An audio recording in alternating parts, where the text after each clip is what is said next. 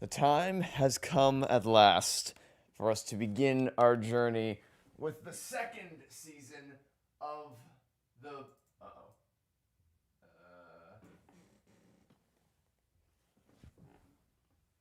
Is my microphone not working? Oh, no, it is. Okay. I thought my mic wasn't working for a second. We're good. We're good. The audio peaks weren't showing up on my screen, but they're fine. Now it's coming through. Audio is working. You can hear me. Yeah. It's time to begin our journey with the fabled Minecraft second season of Minecraft Story Mode. We will not be doing the whole season in one go, as you might have been able to tell by the thumbnail, which has a big ol' 01 in it. This is definitely going to take 2 streams to get through. I mean, I could technically do the whole thing in one sitting. I just don't want to. We did the last stream we did for Minecraft Story Mode. We did the whole adventure pass. Oh no. What's happening here?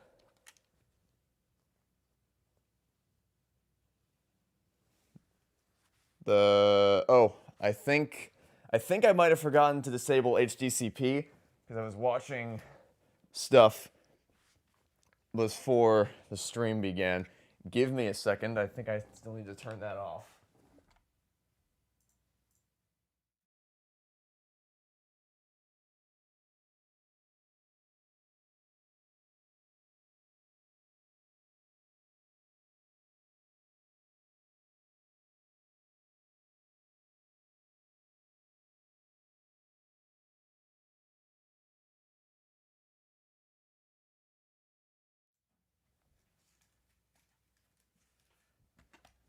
Okay. That should hopefully be. Yeah, there we go. Now it's working. I usually don't forget. I don't usually don't forget to do that. I don't know why that would have any impact on games, but if you don't know, there's basically a setting in most modern video game consoles that enables copyright protection that would prevent you from streaming things like if I try to open Netflix or Prime Video and stream that directly through OBS, it wouldn't let me.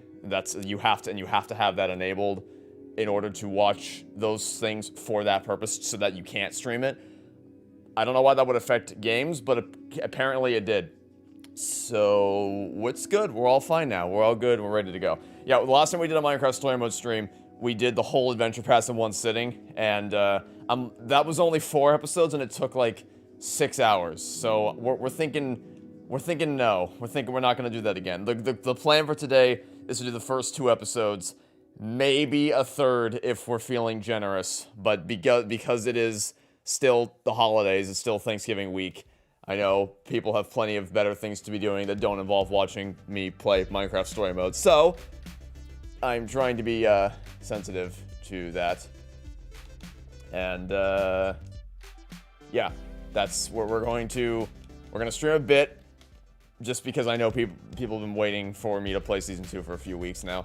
And I'm going to switch to 10 years, so it's an empty save file.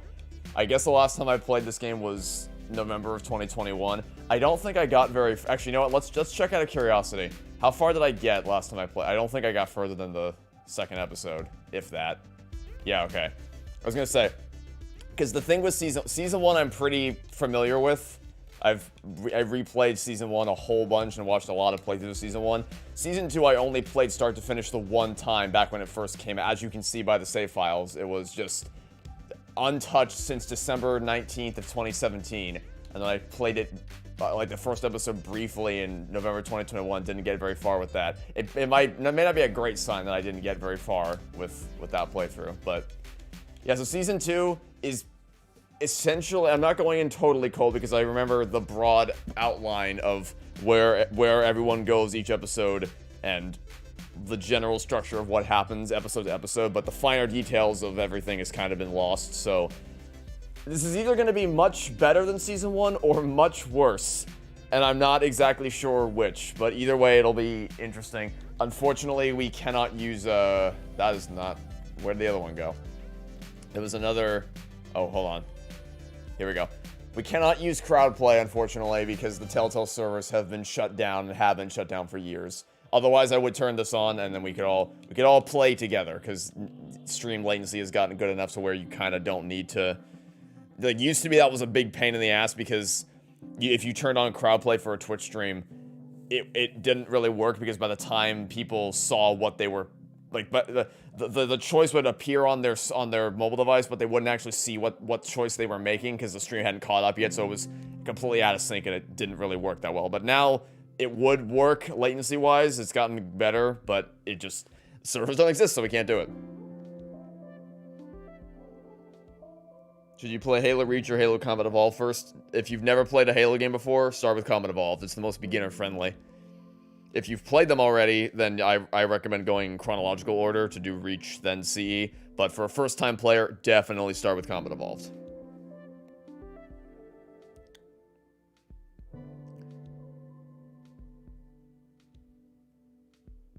Anyway, yeah, blanket statement, nobody spoils Stranger Things Season 5, because Netflix is dumb, and they don't know how to market things properly. Well, they don't know how to release episodes like normal human beings. So instead of doing the normal thing and releasing one episode every week, they have instead elected to release 4 episodes in one batch, 3 episodes in another, and then the series finale and a third and final batch releasing on New Year's Eve. Which means everyone's at different wavelengths. Some people have watched 2 episodes, some people have watched 1, some people have watched all 4. So there's no sense of community and no sense of being in sync with other people in the fan base. So everyone's on different wavelengths, everyone's at a different point in their Stranger Things journey. So for the sake of everybody involved, don't spoil Stranger Things 5.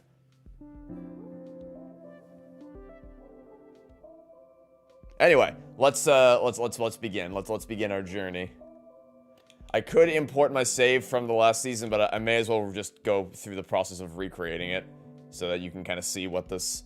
See how useless it is. Because I'm pretty sure the choices they ask you about have little to no impact on how Season 2 plays out and are primarily for, like, cosmetic purposes. Anyway, we're still gonna play as female Jesse because I've only played as male Jesse for both seasons, so we're mixing things up and seeing how Catherine Taber performs in Season 2. I think overall we preferred, or at least I preferred Catherine's performance in Season 1, even though there were specific line readings from Patton Oswalt that I preferred in Season 1. And we'll see if that remains true for Season 2 as well. Yeah, okay, so they start off asking you by which of these things you built during the building competition, which of course has no impact on anything. I don't remember this, But I would imagine the only reason why they're asking is because they need to, like, there must be a structure in Beacon Town somewhere that's paying homage to this, or maybe someone references, hey, remember when you built that Enderman? It's got to be something like that, because I know this doesn't have any significant impact on anything. This, maybe someone mentions who rescued, which one you rescue, because the season's a lot about Petra, so I assume this has, like, a minor payoff. I even using the term payoff is a bit generous. This, I think, is just so that you can have, again, it's mostly cosmetic. It's just so that they know which armor you need during the, when you get to pick your armor, which one is on display. This, again, is cosmetics for Beacon Town. Whether or not the house stays. And this is determining... Harper has no impact on anything that happens in Season 2. I think this is more just... when they ask, what's Ivor doing, they can explain... Because no matter what he's involved with Harper, it's just... What do they tell you he's doing with Harper? I think.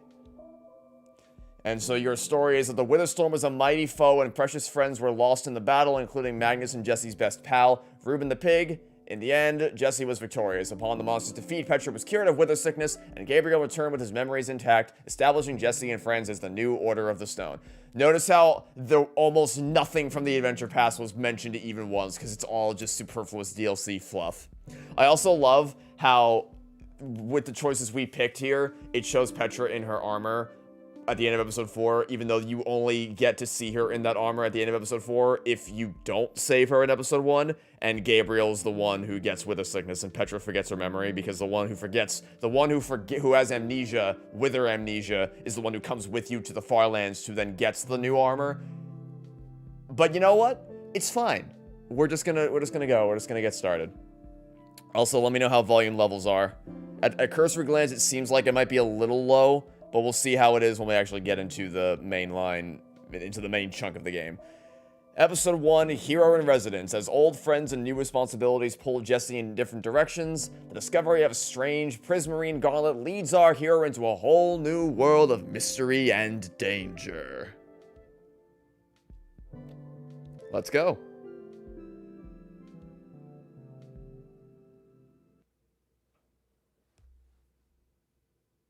This game series adapts to the choices you make. The story is tailored by how you play. Allegedly. I always like stories where the hero has no idea that they're destined for greatness. The sort of heroes who are living their lives and assume that nothing exciting will ever happen to them. Those are the kind of heroes in this story. I love how they started as just only 2 of the characters on screen right now have anything at all to do with Season 2's story. When disaster struck and an evil monstrosity threatened to destroy the world, those friends discovered that heroes... You weren't expecting voice act? Anonymous, have you never seen Minecraft Story Mode anything before? And sacrifices every step of the way. Yeah, this is a Telltale game, a fully voice acted Telltale choose your own adventure thing. And saved everyone. Soon, they were the most famous people in the whole world, and their legend, their fame, just continued to grow. Paying brief homage to the Adventure Pass. Into the great unknown. And that's how those 5 friends, plus the bravest pig in the world, took their place in history as some of the greatest heroes who ever lived. By the way, this is one thing I really don't like about some of the more recent Telltale. Past a certain point, Telltale games stopped running at 60 FPS on console. So that's why, like, even though the first season ran at a smooth 60, this is locked at 30 on console, which is kind of annoying. It was for the drama. I mean, it made us sound cool, and that's a good thing. Yeah, but it might make people... Also, I vastly prefer Olivia's original voice actress. If there's one thing our adventures taught me, it's better to just be... But I can't exactly blame her for not coming back, because I also probably wouldn't want to come back if they told me that my character was going to be treated like shit all season again after being treated like shit for half of last season.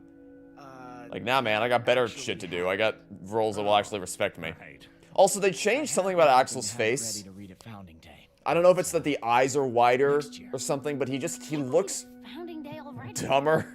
Sneaks up on me every For lack of time. a like, he just looks, Buddy, I'm proud of you for finishing it. he looks dumber. I don't know how else to say it. I'm glad you liked it. You did so much, Jesse. You're a real hero. But we all did, right? Yeah, we were all there. Well, I mean, you weren't though. Remember the last half? I know you're mainly talking about the Witherstorm, but remember the last half of the season where you literally weren't there? Jelly? No. Ugh. Of course not. Hey, whoa, guys, come on. Well, this has all been really helpful feedback, guys. Once Ivor and Harper get back from their adventures, I can add a chapter about them, and then it will finally be done. Man, they've been gone a long time. Oh no. Oh no. Oh no. No. No. Jesse? No. Oh, gosh, wow. I didn't know all of you would Oh, I didn't forget you. Lucas, sir. I didn't forget you. Oh, he is just adorable. My deepest I hated you from minute one. If I've caused any inconvenience. I was just waiting for the moment when you died. And then I never got it. But they tricked me into thinking I would get it. So sorry. I got a message from Petra that she's on her way to the mines. For that adventure you scheduled, if you hurry, you should still have time for that and your Founding Day duties. Ooh, nice. We should get going. I love how half the people in chat are saying, boo, it's Radar, and the other half are like, who the fuck is this? We've actually got Well, for the Founding OGs Day who have stuff played, before. either have seen my original Let's Play or have played the game yourself, y'all know who it is. Y'all know who just waltzed his way into our life. I was really Or into hoping our to stay on lives. these revisions. Guys, we're supposed to be a team. That is It's our adventure night. the intern, It's just that Radar. things are different now. I hated him Not your life, with a fiery passion None of us in can my just first season, or my first Everything playthrough. adventure We'll see if I still. That's the other thing. When I first played season 2, I really hated like almost the entirety of the new cast because I don't know if that stemmed from the fact that I was just annoyed that once again all the original characters were completely shafted, or because I genuinely just didn't like the new people. It could be a little bit of both. I'm not sure. I guess we'll find out this time. We'll find out in this playthrough if I still hate them as much as I used to. We're going in with a clean slate, open mind.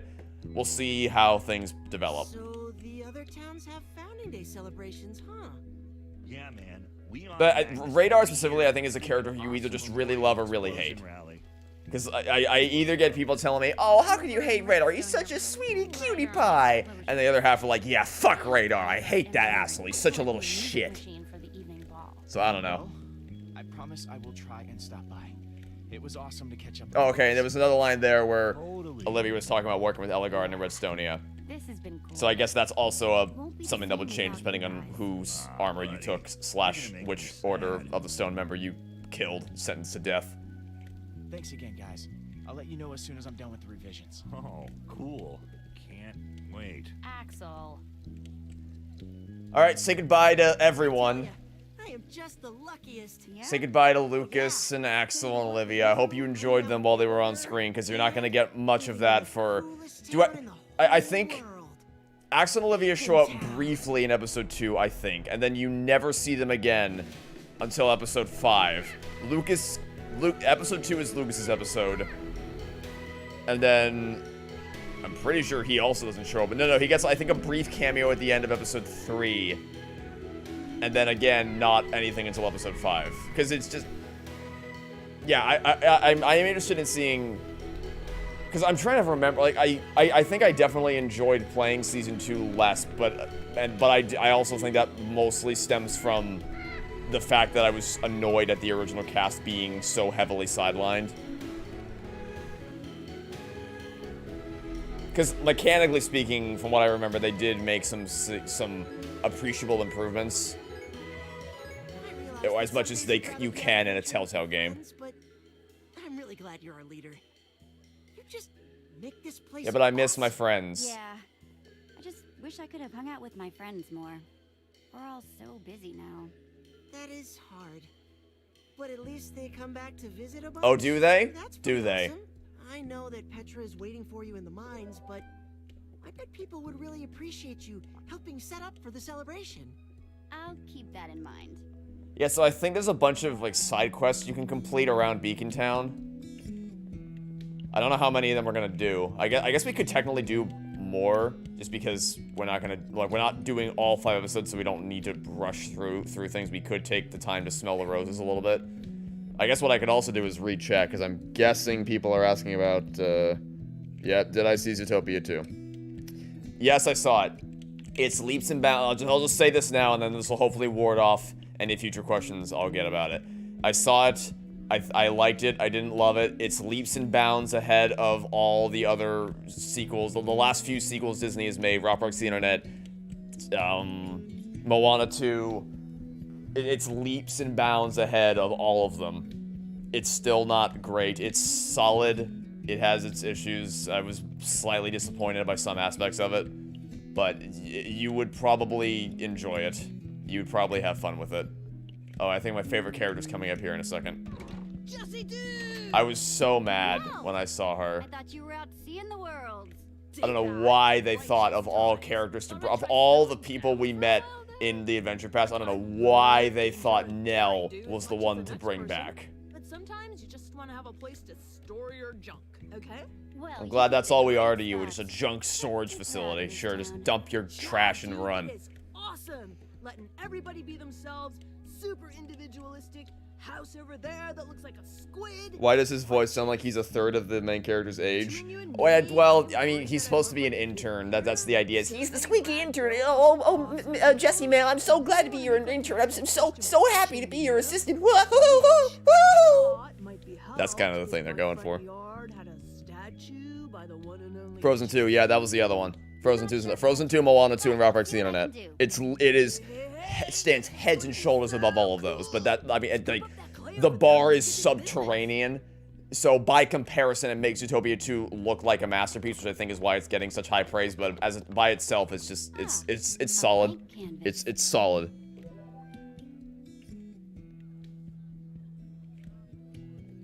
Haven't seen Wicked Part 2. No, I'm waiting to see it until FG comes back into town. She's coming back into town next month, and I'm waiting to watch it until she's here. Anyway, yeah, see, look, mechanics. You can build things. In this Minecraft video game, you can actually build things. Like, watch this, ready? I mean, it's kind of clunky and a little more cumbersome than it probably should be, but you can build things. What am I building? I forgot. I wasn't actually paying attention. What am I supposed to be building?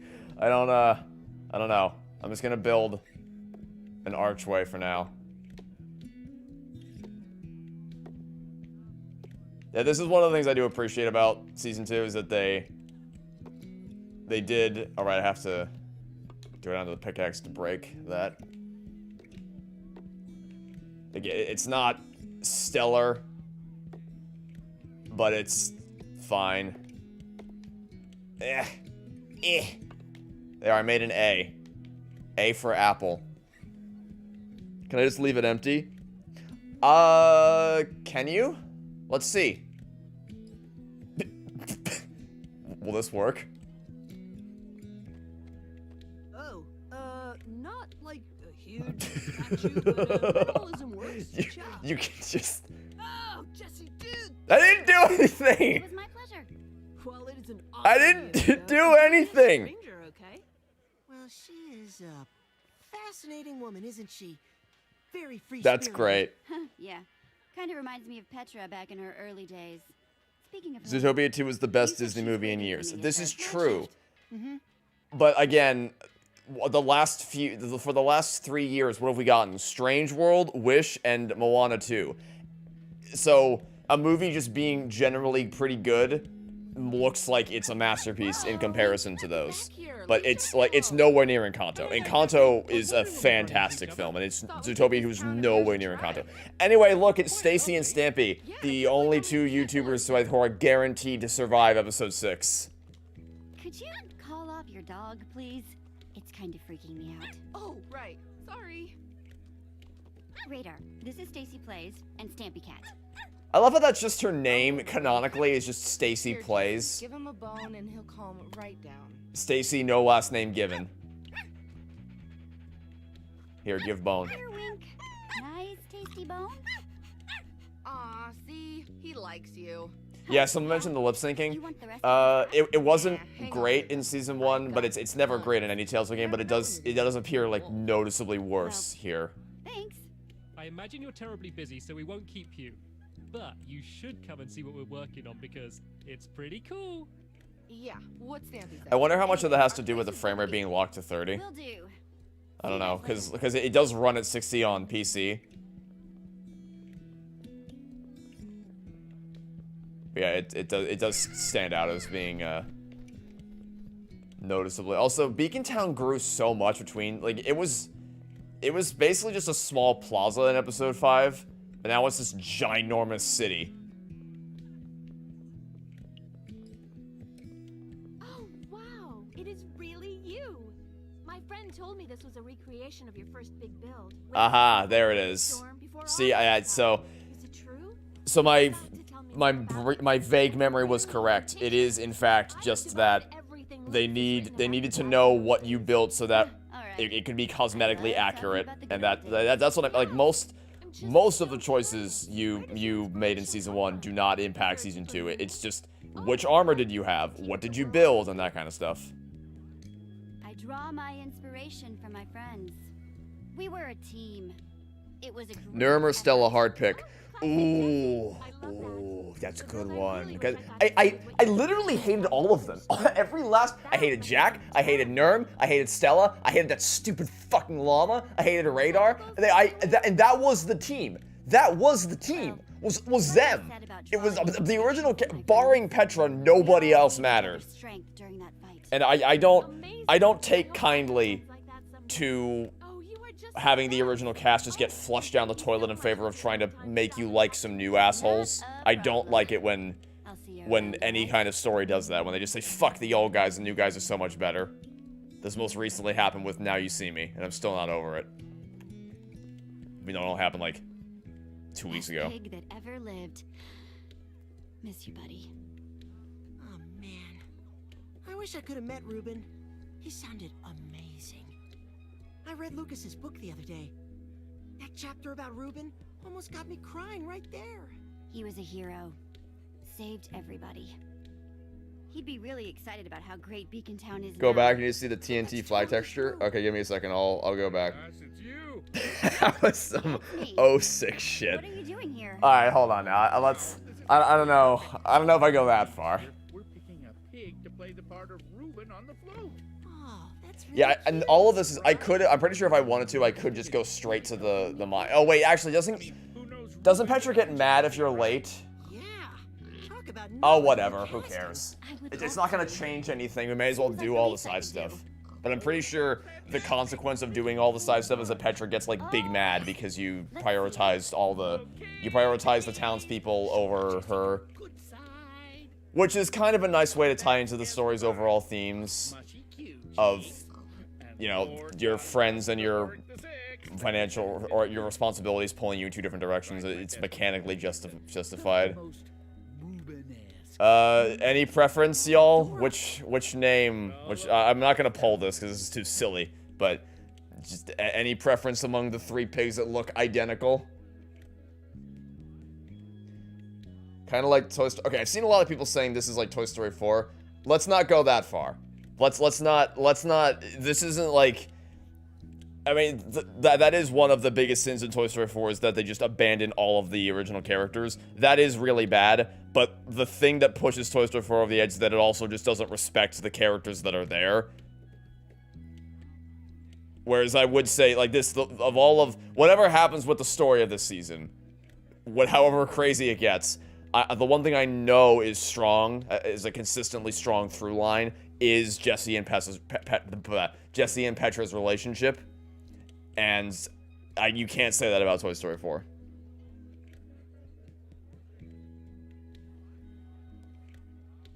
It looks like Lord Von Thunderpork the Sixth reigns supreme. My vote is for Lord Von Thunderpork the Sixth. No question. Look at that regal little guy. Really? I knew that's who you'd choose. Fantastic. This is nowhere near as bad as Toy Story 4. No, not even close.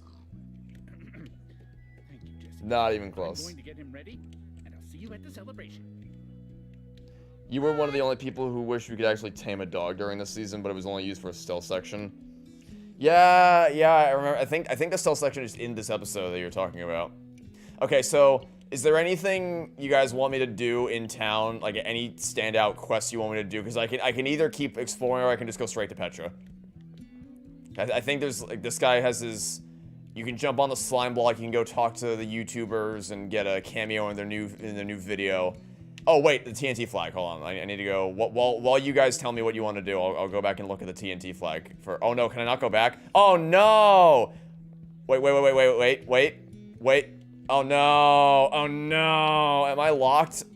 Wait. Okay, we're fine.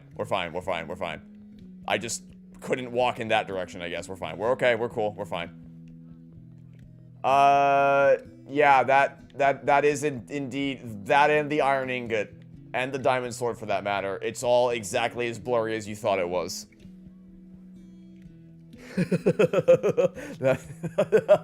That's yeah.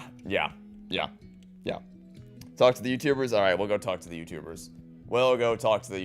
I just want to admire the incredible texture work a little while longer.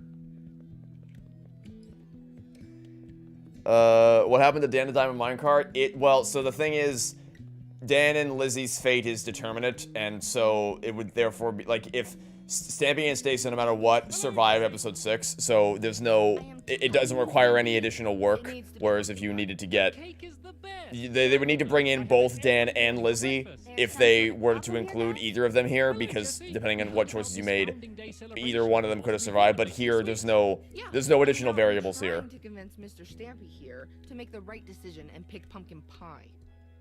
There you go with those leading presentations again. Just, not everyone likes cake, Stampy. Oh, and pumpkin pie is the universally loved food? You know what? Sure, why not? Let's do a poll.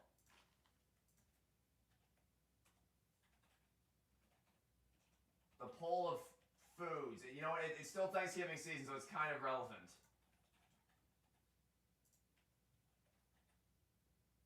There we are. Oh shit! Not. All right, I might not actually be able to make the choice because there's literally 0 seconds left on the clock. I'm gonna have to mash like I've never mashed before in order to actually get this. Okay, it's let's see how this plays out, I suppose. Let me put the controller on the floor so I don't accidentally hit any buttons while I wait for the results to come in.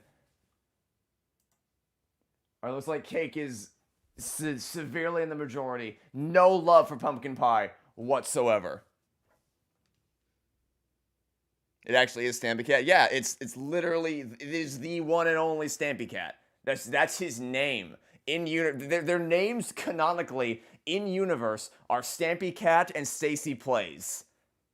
I mean, the same way as the last time it was Captain Sparkles was also his name. Like that was just what they called him, was Captain Sparkles. Okay, Cake's gonna win. Yeah, got it. Well, I'm all about cake, personally. Love that stuff. Haha! Yes, exactly my stance. You don't need to rub it in. Here, you should just take. Oh my God! What the? Where the? Yes, I fear we're going to be debating in circles all day. Otherwise. You know, Just there might be dumped some her extra entire stuff around pocket town. onto me. I bet you could find enough to do cake and pie. Okay, Mr. Gaming Magic 13. Time, Hey, time. I encourage people to refer to me by my first name. Like if I were in this game, I would prefer my first name be used. I would not prefer that they put my username in there. I mean, you could have it, but like not as the thing that other characters refer to me as. That's a little silly. I mean, I assume it's just like I'm fine with people calling Stampy Stampy. It's like that makes sense. It's that his full name is actually Stampy Cat. I think Stacy Plays is a more egregious one. Like, if she was just called Stacy, because none of the other characters have last names. If they just called her Stacy, that'd be fine. It's the fact that they specifically called her Stacy Plays. Like, alright. Alright.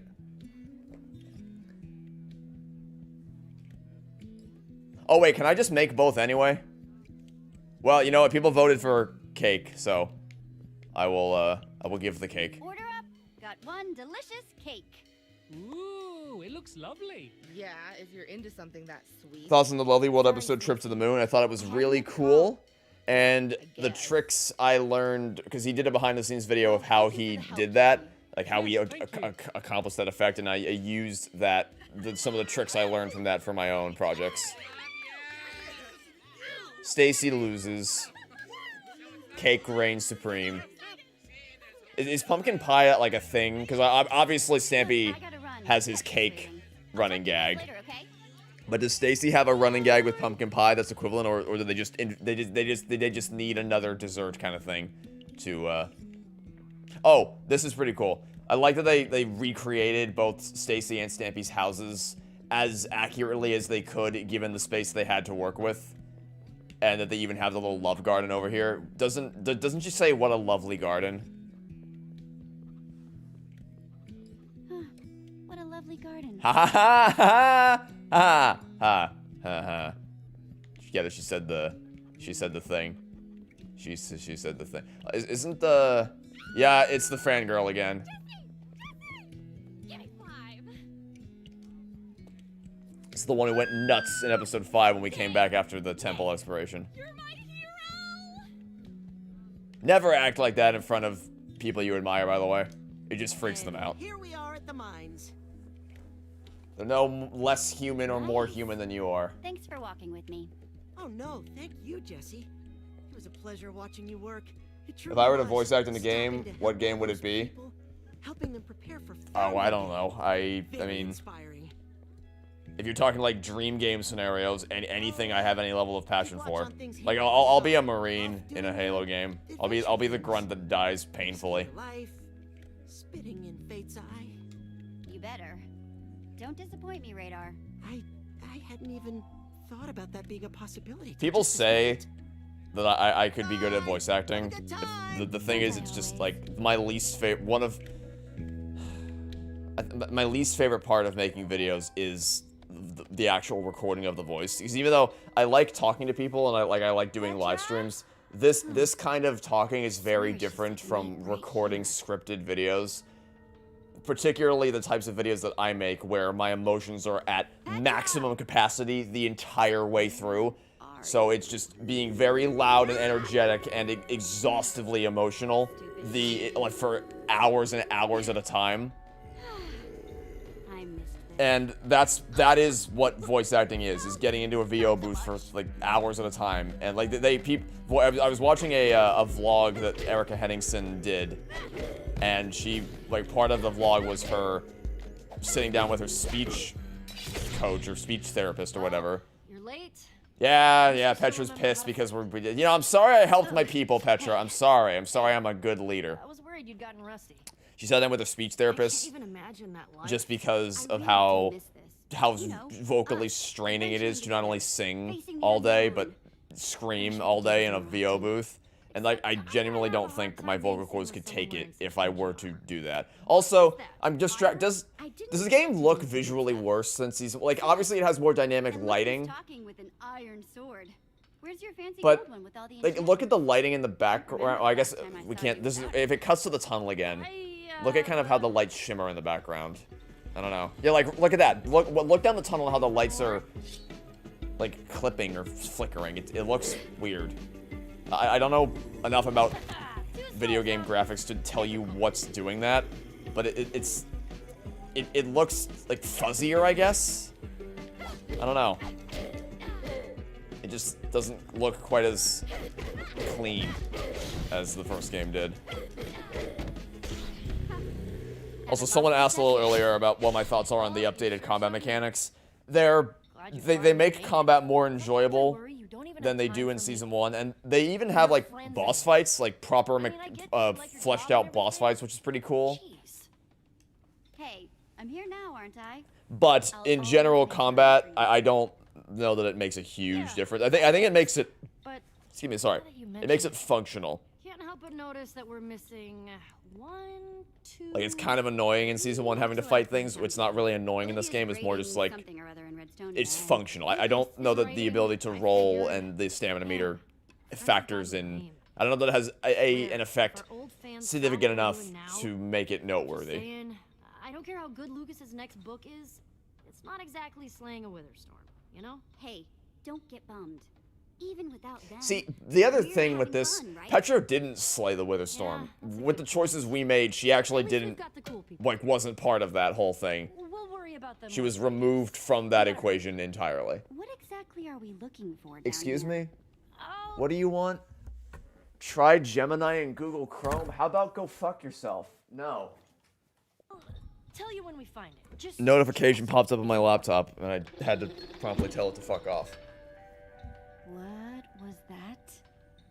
Come on, let's race. Wait, what? It's monster hunting time. Yeah, see, look at how, like, there's, like, shadows streaming across the lights.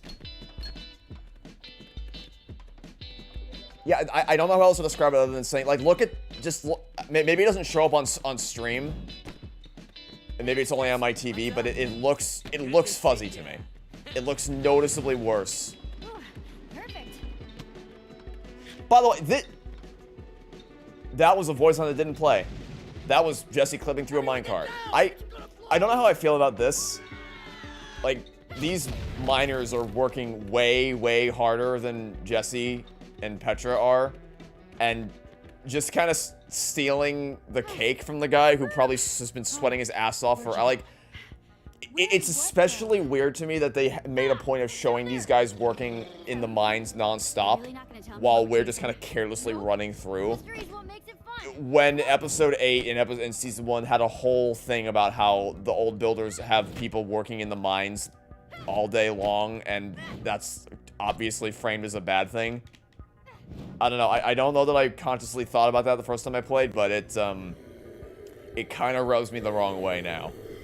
I don't know that they necessarily thought this through that much. I see him.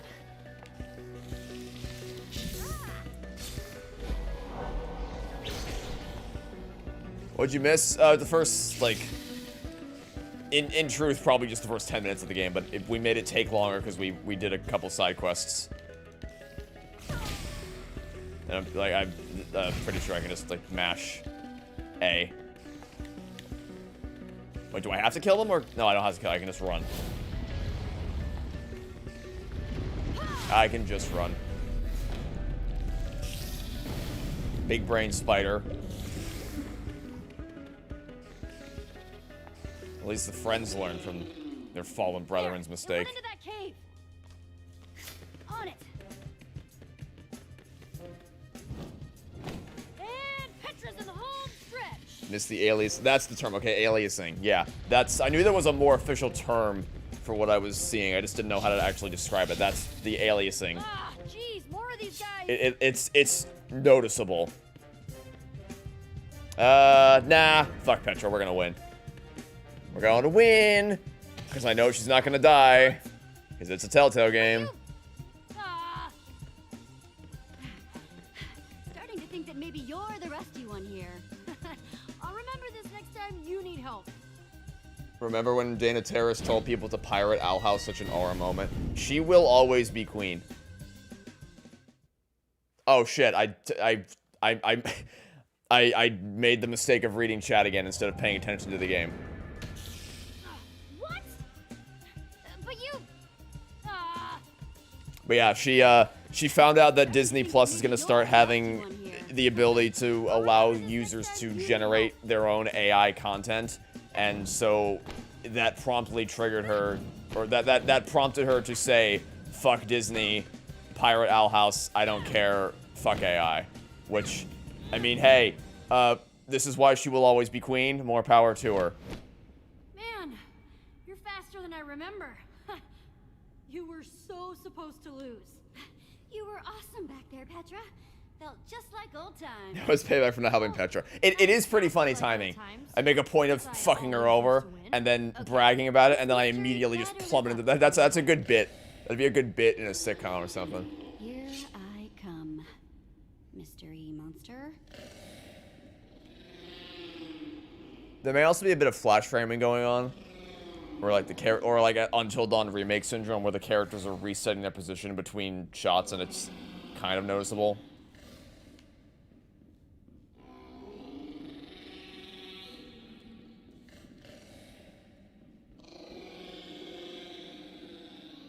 Gameplay. It's a llama. Llama, red pajama. We found it! Oh, your owner is gonna be so happy to see you. Wait, let me get Petra's animation there this looked quest was just to track down a stupid distinctly llama? choppier than I'm used to it being. Like, even with the game running at 30 FPS. It's not just a stupid llama. It's important, okay? It's apparently like treasure sniffing llama, or From what you've heard, she has a lot more reasons than just that to say fuck. Yes. I mean, it's not like Dana and her show have been routinely treated. Like, one of the first things that happened after the Owl House was greenlit, but before like production really got underway, was an executive came down directly to Dana's office and told her that under no circumstances would she be allowed to make the main character, Luz Noceda, bisexual. That just was not allowed. And yeah, I mean, I guess that set the tone pretty early on for exactly how they were going to treat her ideas and her creativity and her show as a whole. Yeah, she has every reason in the world to justifiably hate Disney and everything they stand for. Not only just as a corporate entity for what they're doing to the world and for creatives around the world, but because of how they specifically fucked her over. She has every reason in the world to have a throbbing hatred for them. But them fully embracing generative AI into their streaming platform, which is primarily used by families and younger kids who don't know it. Like, you could turn on Disney Plus for your kids. Well, I guess not anymore, because you can watch like the Saw, or at least at a point in time, you could watch the Saw movies, and you could watch the Alien movies. But they're at a certain point in time, you used to be able to put Disney Plus on for your kids and not really worry about it. Not anymore, but you used to. And so for a streaming service primarily used by families and young kids, to just give them access to something that, because they're not going to know any better. Kids aren't going to know any better. It's like, oh, I can make my own. I can make Stitch do the floss. That sounds awesome. And it costs me nothing. Wowie zowie. I don't have to have any skill at all. I can just push a button and it just creates it for me. Cool. That's sickening and I hate it. Who knows? But it's coming down So now. yeah. You know, you could put the torch below the gravel to make it all fall. I guess you don't want to hurt the llama. And the llama didn't even try to move.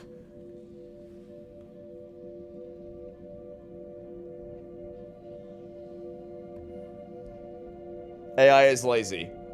Correction, the people who use AI are lazy. There's a mod someone made. It's like, guess what? Now, through the power of generative AI, you don't have to build anything in Minecraft. You can push a button, and it will build exactly what you want for you.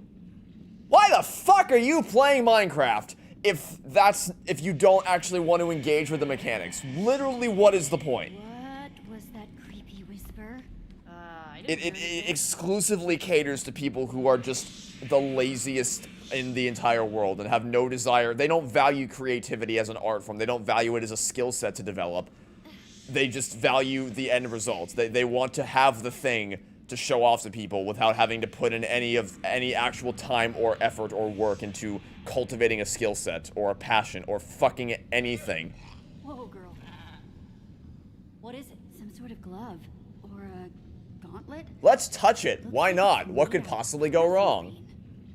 prismarine? But you only find that at the bottom of the ocean. Is the llama God? Did it guide them here? No. The llama is their spirit guide. It's Jesse's Alabrije. Whoa! Ah! Where? is this thing?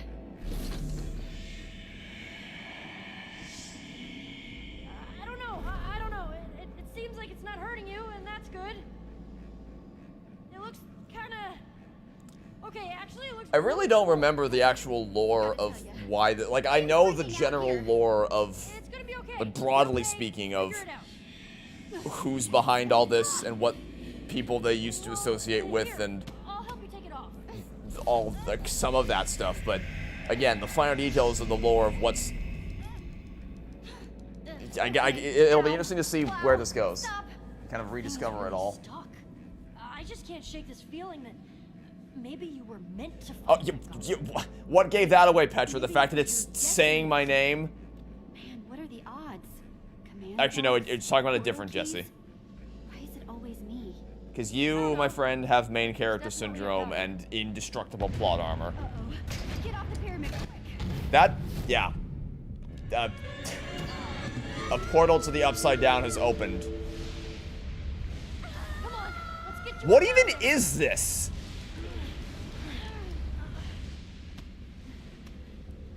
Okay, now what the heck is that thing? It's like a huge mouth in the ground. Some sort of heck. Someone thought they were extremely clever when they came up with that, by the way. I don't think I can see the bottom. Ugh, gives me the willies. And what's that sound coming from down there? I don't care whether we can see the bottom or not. We need to cover it up now. Talking about Breaking Bad, Jesse. Yeah. It makes you the ultimate meth cook. No. It makes you. It gives you the ability to AI generate the blue stuff. No skills required. Not sure, but I'm getting a bad feeling that it's the actual way we're going to fix this. What? Okay, I remember that line. second It's thought. the Let's actual talk way about we're going to anywhere fix but in this. here. That's not how anybody talks. This is the actual way we're going to fix this. That, you know what it reminds me of? It reminds me of that horrible line from 13 Reasons Why when Clay says it's like asking Han Solo how's space, and then Hannah turns to him and goes, "Wow, you're an actual nerd, aren't you?" Who fucking talks like that?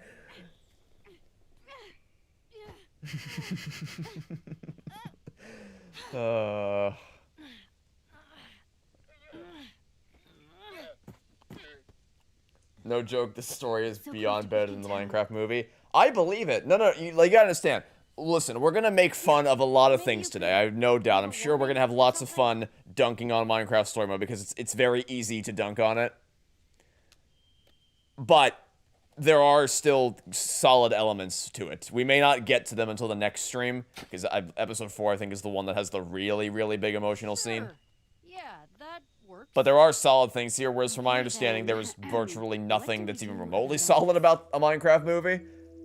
And yet, apparently, Well, it's all made of prism. the Game Awards And you only find decided out, like, it was monuments and stuff good at enough the to bottom. warrant a nomination for Best There's a treasure Adaptation. hunter in Beacon Town named Jack. Kind of a legend. He knows everything about Prismarine, exploring the ocean. Because we definitely can't have that happening again. That sounds a little weird, Petra. This Better will not age be really like well when Minecraft gets a the Game weird Award. wish person. Could you even imagine? I would He's lose my definitely not that. shit Trust me, if it I've wins. heard a I mean, lot it would of be things. so funny. I'll take you It'd to be Jack's shop so as soon as I'm funny back. if it First, actually won, but we really need it's to deal with just this give it llama. to Last of Us and get it over with. Okay. Come on, you. Gotta get you home. But what about my hand? This thing won't come off. Yeah, I know. But this llama, Why is that llama so important to you? you know my sword? Gold one with all the enchantments? Miss Butter? Yeah, I kinda got tricked by this person named Stella. Said she You know, just wanted to I- put it on display for a little while. Of all And people to be now out she with, I mean, I wants guess she like was. dumb quests like this for I guess Ivor got the better of her in season 1, but I don't know. It's been Saying I'll just put it on display for you. That seems like a way Wow. Can't believe lamer you're getting pushed method around of like outwitting that. someone That's as kind of allegedly street smart as humiliating. Petra. Yeah, I know. Just oh yeah, just give me your Yeah, special her enchanted name's Stella. golden sword. I'll just Kinda put it on obsessed display with for a that. little bit. She said says this is her treasure-sniffing llama, or... Oh, there you go, Gagonic. It's a treasure-sniffing llama. Like Champion City right over That's there. how we found the guy. I had no idea Okay. the leader was like that. Yeah, she's What the fuck? ambitious. And she's willing to do anything to get her way. Bullying, lying, cheating. Without my sword, I just really need to get it back. Just hope Stella actually gives it back this time. I can smell a bully from a mile away, Petra. And I don't let bullies go. Episode 4 is probably your favorite episode in Being season smelled 2. on my watch. I would probably say the One same of the thing. good ones, Jesse. Thanks. Or well, Come on. actually, I don't know. can't wait to meet this Stella myself. It would either have been episode 1 or episode 4. What would be what I said the first time I played Then, it. freshly rearmed, we'll come back, It definitely sort wouldn't out be that episode mouth and 2 or 3. get this thing And off 5, my I remember hand. being a little disappointed by as a finale. Because of how quickly everything went by. But, I mean, episode 4, I don't know if it's episode 4 as a whole that I enjoyed or just that one big scene. Yeah, there's definitely a little bit of positioning resetting between shots.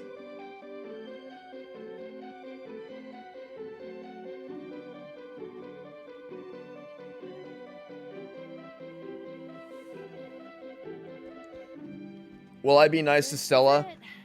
Remains to be seen. I wasn't nice to her my first. Maybe I will be nice to her just to mix it up, but also I kind of hate her, so I don't know. The same. I Ha! don't know if Champion it's quite City, my taste. more like Llama I City. prefer what we're doing in Ah. Town. Ah! Yeah, Stella always wants everything exactly her way. Doesn't matter how other people want to build. That's So, why I like Beacon Town better too. Issa again. What? Come on, we're almost there. Oh, she hates She her doesn't owner want because she's to lose abusive. Stella. I kind of know how she feels. I just really need this to go well. Stella can't be that off. Stella? No, she can. Well, it doesn't most times. Hey, that's why you've got me, remember?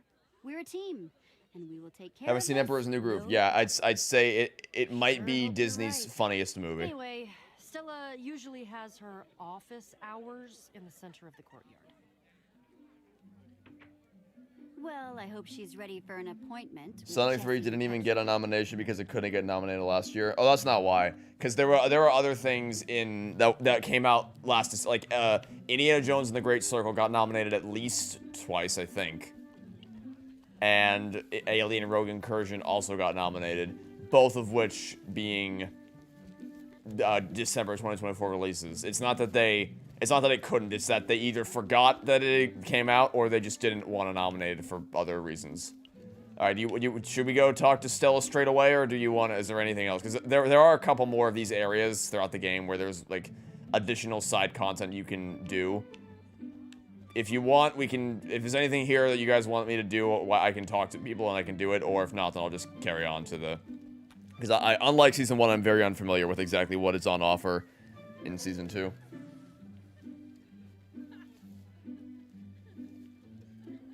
It says a lot if an animal hates their owners. Yeah, I remember when I was a kid, when I was in high school, I went over to my friend's house and if you've seen my Toy Story 1 love letter, there's a section where I talk about how animals are can sometimes be like part of why I see a potential for abuse for why Scud would react so viscerally to seeing Sid's dad is because one of my friends in high school, when I went over to his house, he had a big dog, and I don't like, if you know anything about me, you know I don't like dogs. I'm very, very much afraid of, not like phobia-esque afraid, it's more like a survival thing, where it's like, if I go near this dog, it will probably kill me, because every time I've gone near a dog, it's tried to kill me. So, I just don't, like, that's more of the, it's more of an instinctive fear rather than an irrational fear of anything like that. So, I don't like, especially small dogs are fine, but big dogs, nah. That's not a dog, that's a horse. That's a bodyguard. And yet, seeing the way that this dog was treated by my friend's dad was just, it really rubbed me the wrong way. Like, he grabbed the dog by his neck and just pinned him down to the ground. And that really, really rubbed me the wrong way. boring, straight to Stella. Okay, straight to Stella it shall be.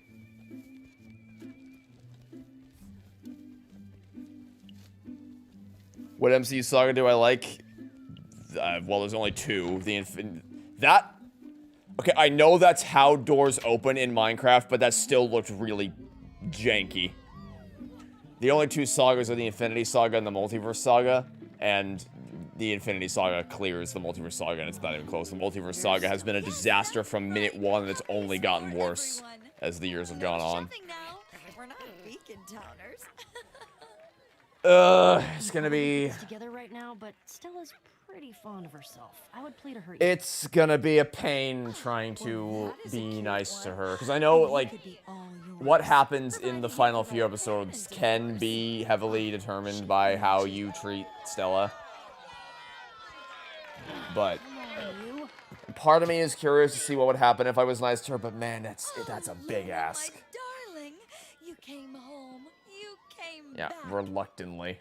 Rodrigo, could you bring Luna home, please?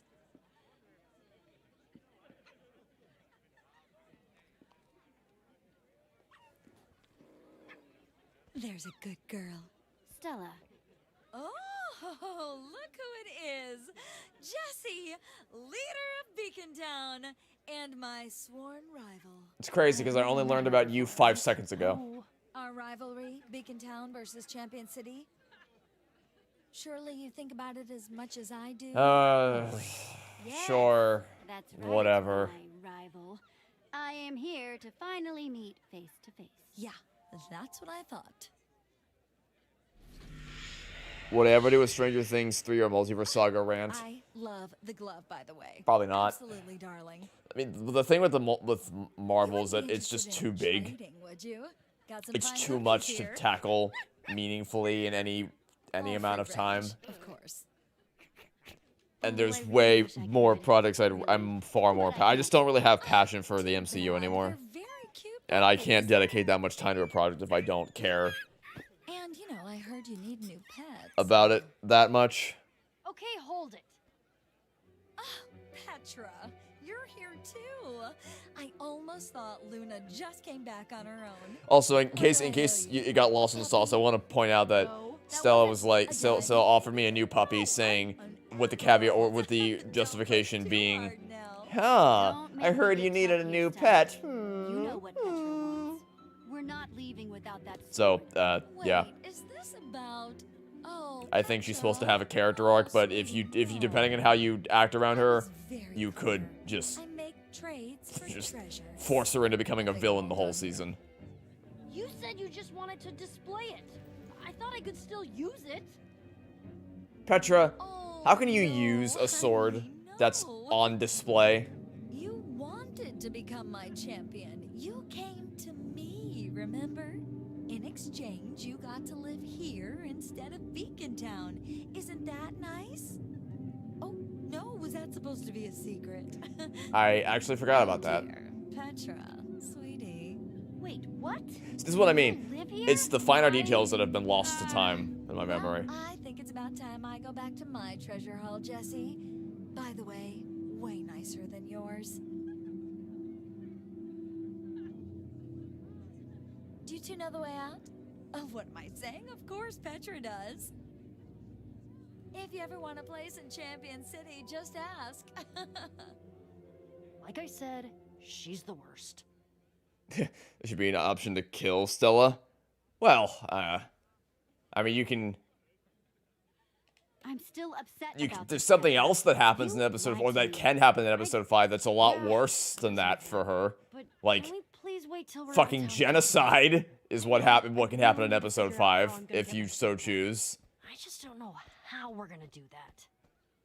And they do it so casually treasure too. room is right Did this there. guy just change color? But I've got a bad feeling about those bodyguards. of This hers. guy might have just changed color. Could probably sneak in through the puppy kennel, but that's a lot of barking puppies. There's got to be a way.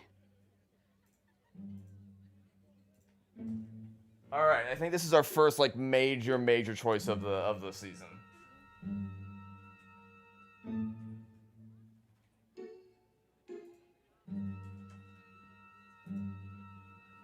When there's a major choice, they have a thing pop up in the top left corner that says like your story is changing to clearly signify that something quote unquote major. So I don't think it actually like has that much more of an impact because it is a Telltale game, but may as well ask anyway.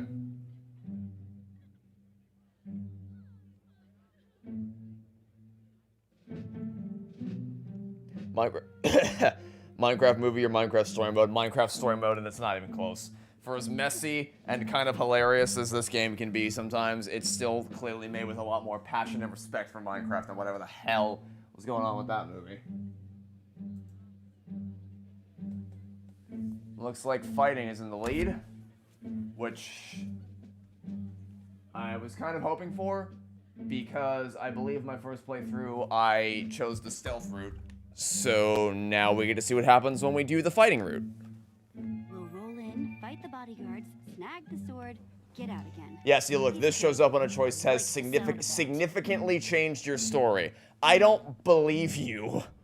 Hey, you can't be in what? You definitely can't have those. Let's fire it up. What about, I assume that it just means, like, Not a fan of significantly changed your story in the sense that, there's two different routes that you could take. That you can either do the fighting route or the stealth route, and instead of minor variations, there's a whole different sequence of events. But as far as long-term consequences, I don't think this has any impact on anything. I'm trying to have a conversation here.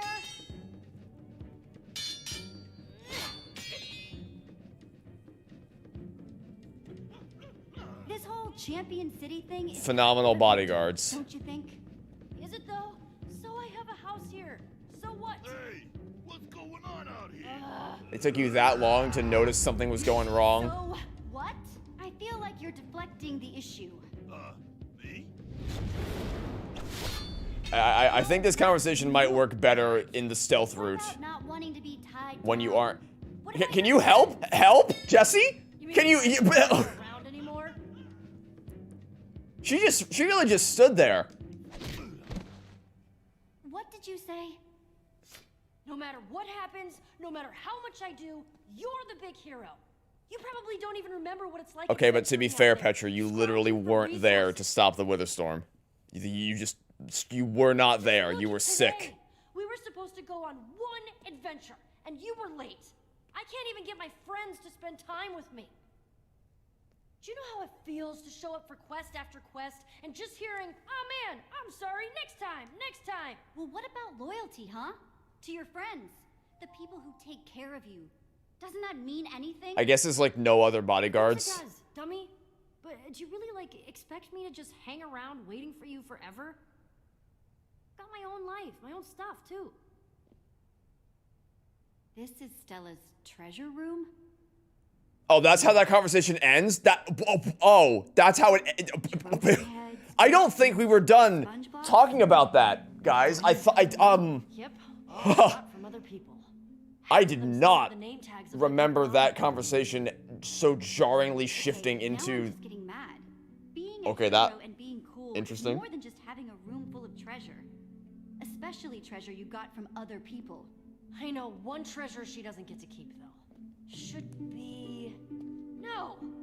Where'd it go? Like, I'm not crazy, right? That was an insanely jarring shift from emotional conversation to, oh hey, look, we're in the treasure room now. Escalates again. What the hell? I suppose it does. I can't let you continue your nefarious ways. Exactly what I'd expect from you, my nemesis. You shouldn't be here. Well, you shouldn't be such a jerk. Guess we're all disappointed. Okay, fine. Just take it. Take the stupid sword.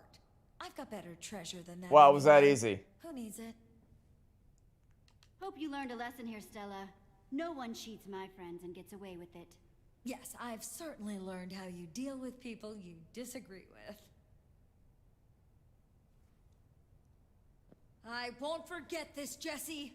History will remember this as an important day in our rivalry. That's right. The day I reclaimed the upper hand. Curse you, Jesse! Classic rival. Oh, I'm already sick of it. feel like we skipped half of the section. Well, So good to have it's been too long since I've played season 2 to remember, but I feel like it might go, like the transition might be more natural in the stealth section. I don't know that for sure, but what happened there was not at all a smooth shift from one thing to the other. I swear.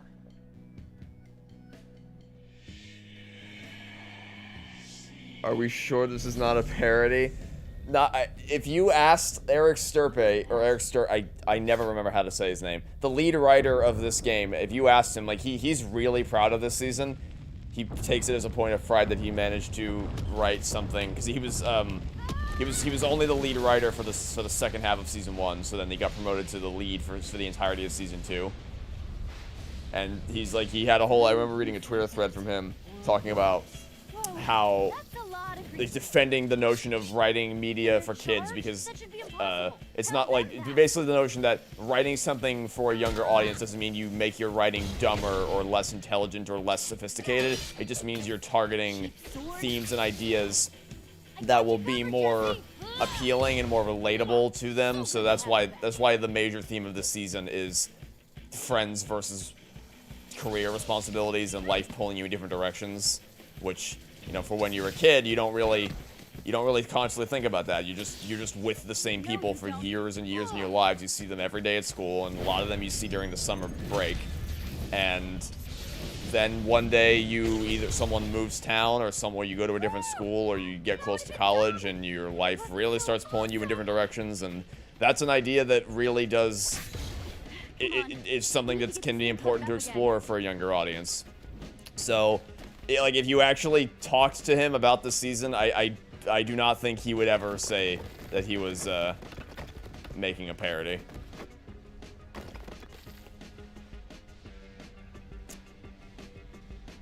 Jesse and Petra trapped in grass blocks. This game is a giant joke. Anyway, would I expect or don't expect both seasons getting relisted? I do not expect that will ever happen for any reason at any point. I think it's dead. I think it's permanently over. Only way that happens is if it gets... Because I think... Can you still get Tales from the Borderlands? I feel like Tales from the Borderlands got relisted at some point, didn't it? First your Prismarine gauntlet, then that Prismarine pit spitting out creepers. We need to get to Jax fast. Yeah. I think it's still on... Or maybe not, actually. I'm not sure. He does. He's gotta. Come on, I'll show you the way. I'm pretty sure it is. Well, whether it is or it isn't, at the very least, the Walking Dead games got relisted, and that's because they both, like, legally speaking, they found new people who held the rights to them. Obviously, the Skybound games for Walking Dead, and I think, is it, I didn't even know people hung out down here at night. Did Gearbox take the reins for? Because Gearbox does the regular Borderlands games. Oh, you know, these are the people who like to live... 2K, Gearbox, those, or I guess maybe, I don't know. My point is, if they found someone who could legally finagle their way to the rights of this, then it could get relisted. I just don't see that happening because it doesn't seem to be a priority for them. It's theoretically possible. I just don't ever see it happening. Uh-huh. Sure. Do I want a Minecraft Story Mode Season 3? Should be somewhere down here, I think. I would not reject it. I don't need it because the way Season 2 ends, regardless of which choice you make, kind of puts a neat little bow on things. But also, the Season 2, the ending does kind of leave some things cracked open for the potential of a future Season 3. And I think it's clear they had plans to make a Season 3, and they would have had Telltale not gone under. Hey, you're a great adventurer too, Petra.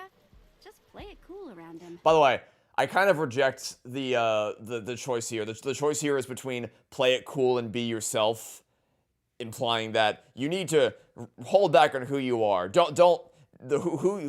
Being yourself is bad. You need to hold back on your true self around people. And it's like, well, okay, there's a difference between being yourself and acting like an obsessed, insane fangirl around someone. You can be authentically you without freaking them out in the process. And I kind of reject the notion that they've created a false dichotomy between playing it cool and being yourself, because those are not mutually exclusive things. But oh well. I mean, I'm no Jack, but I'll give it a shot. Good advice. So this is the other thing I think that really kind of threw me for a loop when I first played season 2, is that Petra is supposed to be like the best of us. When we saw her in see that was a joke because Ashley Johnson voices Ellie in The Last of Us. Anyway, when we first met her in season 1, she was like super cool, super down to earth, super smooth talking, street smart adventurer.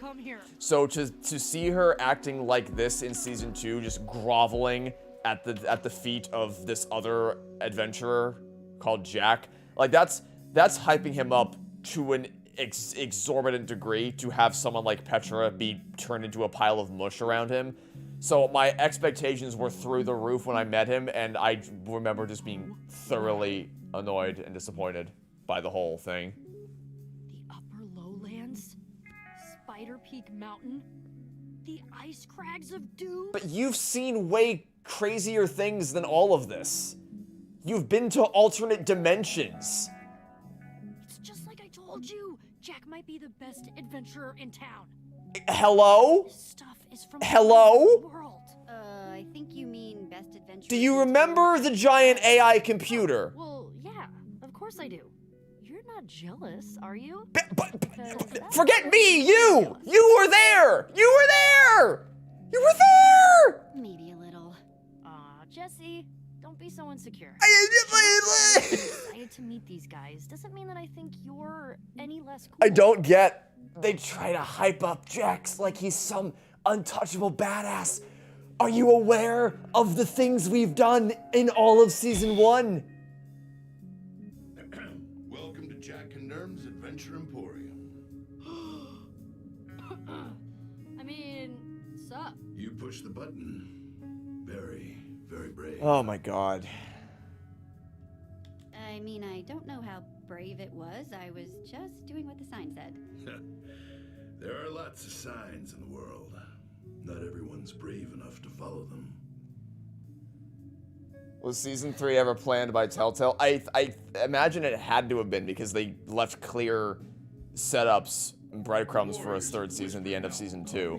And I mean, The Air Titans of the East. I think this is the fastest turnaround Telltale ever had for a 2nd season, because season 1 finished in September of 2016 and season 2 episode 1 came out in July of 2017. It's less than a year, which I imagine, well, no, not imagine, I know it rubbed a lot of people the wrong way, because obviously the Wolf Among Us season 2 had been wanted for a much longer than that, and they never got it. That and a bunch of other Telltale games as well that they wanted a season 2 for, but Minecraft Story Mode of all things got a season 2 in less than a year after the first game finished. So, I mean, but if they did that, then clearly they must think that it was very profitable for them. So, I imagine they definitely would have made us a 3rd season had Telltale lasted, because it wasn't even, it was less than a year after season 2 finished that the company went under. It was September of 2018 when that news first broke. Whatever. So, that is, I imagine early plans were probably in motion, and those fell through. Remember when they were gonna make a Stranger Things game? Spitting out monsters. Remember that whole plan? And it had a slot with like a weird symbol. You should have never picked up that gauntlet. It's true, actually. Oh, but it whispered my name, you know. Whispering my name. And that made you want to pick it up more? Apparently. That pit, it's as deadly as they come. And that symbol you saw was the symbol of the structure block. Oh my god, Legend says it was a mighty tool that could grow civilizations like seeds, create cities in the blink of an eye. You need one of those to close your pit. Okay, remember earlier when I was talking about the AI thing that you could just push a button and immediately build whatever you wanted? Oh, it's an ocean monument. Well, the villagers of Mushroom Archipelago call here we are in the future. Sea Temple. No problem. Guys, this is Nerm, my other half. He's the genius behind all of our fine maps. Nerm? Thoughts on My Little Pony? I've never seen it. Petra. I have no thoughts on My Little Pony. Sup? What are you doing with your hands? I was just about to tell these two that I can't help them. What? I love your early work. Witherstorm, Old Builders, awesome. But as a purveyor of fine maps and adventures, your death would be terrible for business. But... Sorry, I just can't. Well, then I guess we'll take our business elsewhere. Right, Petra? Yeah, that's what we'll do. Just stroll right on out of here. Oh, wow, Petra, please stop. I love writing. I'm guessing there are tons of people who know where to find this place. That's where you're wrong. It's like I said before. Oh my god, I forgot about this. The world's a lot bigger than you think it is, Jesse. Jack, dumbass. In season 1, we went to the far lands. That's as far as you can possibly go. What the fuck do you mean? The world's a lot bigger than I... Oh. Come on, man. Come on. Let me guess, the empty square is where we need to go. Yep. And it's missing because... I, kind of burned it. I threw it into a volcano, okay? What? Why? You didn't need that kind of danger anyway, all right? I swore I wouldn't take anyone else to that temple ever again. Yeah, I didn't want anyone to find the mysterious, dangerous ocean monument, so I suspiciously removed exactly 1 block of the map. And well, I mean, if there's no map there, they can't find it. I'm sure no one would find that remotely suspicious if there's just a block missing for some fucking reason. I refuse to let it take any more lives. This is the equivalent of pointing to a door and saying, this door does not exist. Don't go in that door. Oh, I see what's going on here. You're scared. No. I'm the one the apex hunters of the Sergei Pass call Fearless Dagger. I don't do scared. I found a gauntlet just like that. Doesn't removing the part of that make more? That's what I'm saying, dude. That's what I'm saying. Like, if you're gonna literally, you have a lesser chance of someone going to that part of the world if you had the map there. As is anyone. That's literally like Mufasa saying to Simba, or Simba going, "What about that shadowy place?" And Mufasa goes, "That's beyond our borders. You must never go there, Simba." Well, now I want to go there. Now that you've explicitly told me not to go there, of course I want to go to the shadowy place. Like, I don't know, what is this big brain Streisanding effect logic? Made it out alive. Oh my god. Hence, lava, map, volcano. You remember when I was... Why does Jack's VA sound familiar? I think he plays a character in Arcane. I don't remember exactly who, but I'm pretty sure he's an Arcane character. To the curse of my perfect sense of direction, I couldn't forget the location of that temple if I tried. Well, neither could I, since you took out the only part of the map Without me, that has it. you never get into that sea temple. That knowledge. Or I could just go to the block. My curse. Heavy. Jack, I get that you're haunted by horrible memories, but that's no reason to sit around moping. What'd you say? It's time to get us some treasure and help you face your demons. He's voiced by Fred Tatascore. I definitely didn't pronounce that correctly. No, Let's see. that sounds to Oh. me like a challenge. He voices Panda Dad / Gorilla Guard 2 in Kung Fu Panda 2. Tornado. Me. He's the voice of the Devil Dinosaur in Moon Girl and Devil Dinosaur. Nerm, time to get our adventuring things. He's a pretty prolific voice actor. He's been in a lot of things. Apparently he was in some recent episodes of Phineas and Ferb. He's the Hulk in the Marvel episode. Yes! He stormed the Albatross and Sonic Racing Cross. He's been in a lot of He shit. thinks I'm cool. So yeah, there's a pretty good chance that you've seen or played something that he's in. But the one thing I knew for sure that he was. I'm trying to find his arcane character. Oops. Oh well. Nerm, I told you, it's not the admins. Ah, fine. Uh-oh, he said the word. Nothing. Villager stuff. Nerm here wants to make a new map of this place. What with the whole lava volcano incident.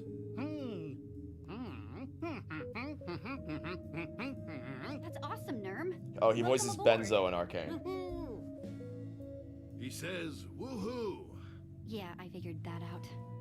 So that means we're off to the Sea Temple? I'm still. I can't believe he had the balls to say to me, to say to Jesse, that we went to that the world's a lot bigger than we thought it was when we've literally been to the farthest possible point you can go to in the world. Okay, geez, I get it. It's a cool vest. Come on. That's so Let's funny. Make a quick pit stop, and I can show you some real armor. Who's my favorite character from season 2? If you mean new characters, Oh, Jesse, I'm so glad you're here. Hey, Radar. There's a lot going on. Someone still needs to finalize It's the honestly- ideas for the Founding Day banners. The I think Kingmakers maybe is Zara? on what color to make the front of their shop. Radar. The Makers Guild isn't super I don't know. happy I guess we'll about see the fireworks after this union. playthrough. From right now, I think I'd probably say You wanted to make a speech Radar. about Zara. it. Very odd. Blue hair, smells like sulfur. Speaking of which, you should probably work on your Founding Day Radar. calendar. But of like the whole cast, Sorry. OG's So, included, it's Petra. What's up, boss? She's like clearly, she and Jesse's relationship is clearly the best written thing. And a new accessory? Short version, the town's in danger. I stopped it for now, but I think this can help me fix it permanently. I'll be gone for a little bit. Gone. But Jesse, what about Beacon Town? Founding Day is right around the corner, and if it's If only there was someone really overeager who was my intern who could step in my place. there's no telling what could You happen. can lead them, Radar. I believe in you. I don't Why you actually, try but leading them, pal? What? Me? This is. Try not to explode. Jesse, I won't let you down. I know you won't. I don't think I let him lead last time because I didn't like him, but he's not not actually getting on my nerves as much as I thought it. Jack I still don't like. Just from that one interaction, I'm already sick of Jack. But Radar is fine so far. Than a pack of parrots with a jukebox, or a creeper in a herd of cats, or a squid in a. I don't Stop know, talking, box. Jack. Anyway, he's real nervous, is what I'm saying. He's a little nuts, but his heart's in the right place. If you say so. So, where's this armor of yours? Oh wow, you got some pretty cool stuff here. Stuff You still I've find it never weird had. Nerm Probably doesn't only speak seen, English when everyone else you know, does. once or twice. I guess Well, that's my just stuff, obviously, but, keeping it consistent you're well with on your way. villagers. But yeah, I mean, Definitely on your way to the becoming base a characters you hero. play as Not as don't, big, of course, don't speak in Minecraft either, so I don't know. Yeah? Maybe it's just that the Or the old builders? the the villager sound effect no, not is specifically so those, iconic but, that they wanted to have them go. Wanna feel Oh, the ego there, Jesse? oh. Jack's done some amazing stuff too. Petra, you're the one who hyped up Jack wait, as this is this untouchable not where you legend. keep your armor anymore? Yeah, I'm not seeing any armor. No. I just had Olivia install a little upgrade while she was here. And so far I have seen nothing to indicate that to me at all. I'm at least 90% certain that armor clipped through the floor there. Those two. So by the way, this means that we went back to the Farlands a second time, because we only brought one set of armor back with us, and it was the one we were wearing. Or I guess maybe two, because there was Magnus's armor as well, but like... I do appreciate that they actually show the names of all these armors, like, without having to look at them. It just shows it to you on the surface level. And we could try a new armor set. We could wear Tim's armor, but I think for the sake of keeping it classic, we'll go with good old Swordbreaker. And of course, we gotta have our iconic suit up sequence.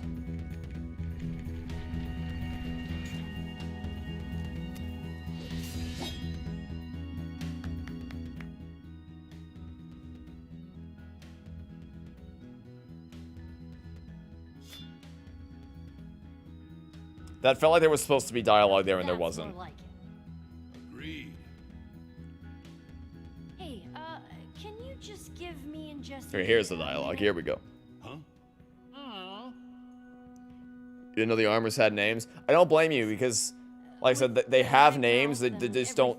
They don't explicitly tell them to you in Season 1. You have to actually look at them, and then they'll tell you what they are. With my sword, Champion City. So, I'm sorry. You won't hear it again, so don't get used to it. Yeah, I'm sorry too. I hate it when we fight. It's the worst. You know I'd do anything for you, right? I know. Okay, now with that sappy stuff out of the way. There we go. That was the big... That was the let's big go sorry find us a scene. sea temple. Jack, Nerm, you guys ready to go? Always. So, where are we going exactly?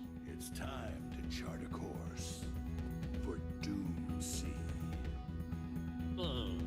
Shut up, Nerm. It's an awesome name. Okay.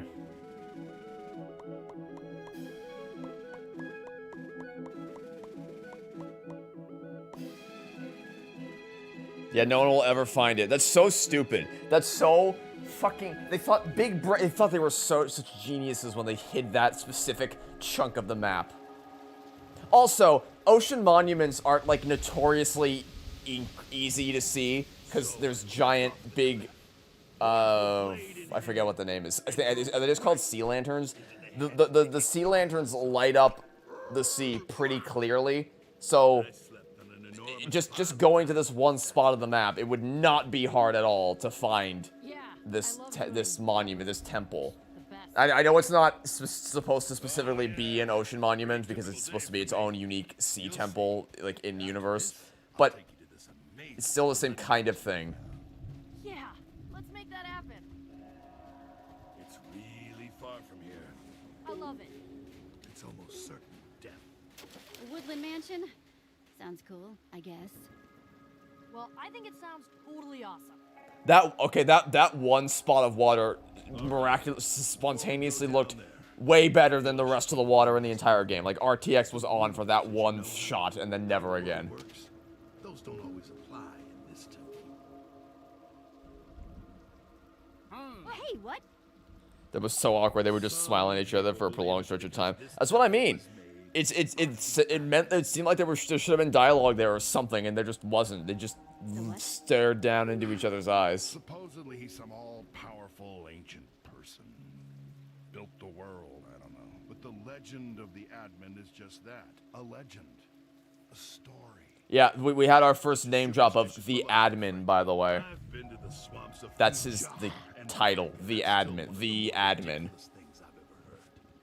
So, this temple, it's dangerous then? Have a good rest of your stream. Thanks, Ava. Hopefully you enjoy the rest of your day as well. Yeah, this place is super dangerous. What's my opinion on The Wiggles? It was a show I apparently loved the absolute shit out of. I was apparently obsessed with The Wiggles when I was a kid. Yeah, big fan of The Wiggles. I watched the Wiggles documentary 2 years ago when it came out. I think it's called Hot Potato. And I legitimately cried during it. So yeah, I guess I have a pretty strong emotional attachment to The Wiggles. Me and Nermy got it covered. Picked up these enchanted helmets from the deep dwellers of Honbar Kavas. Time to suit up and roll out.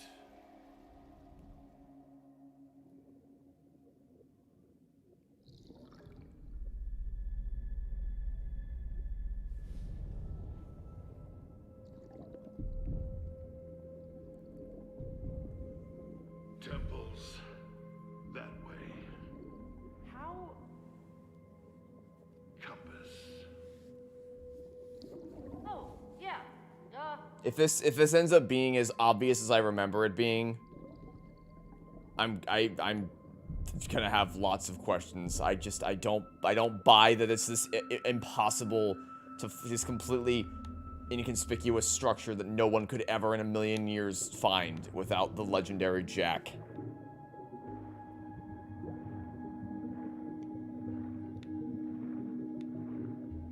And again, gameplay. I'm not even dynamically swimming. It's just, how the fuck could no one find that? Come on! That no one could ever find it without the map. Fuck off. There she is. Get out of here.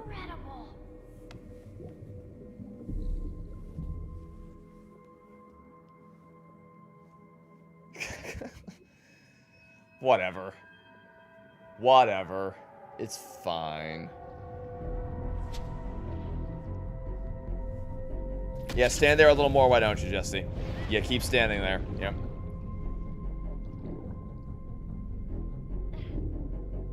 Jesse, behind you.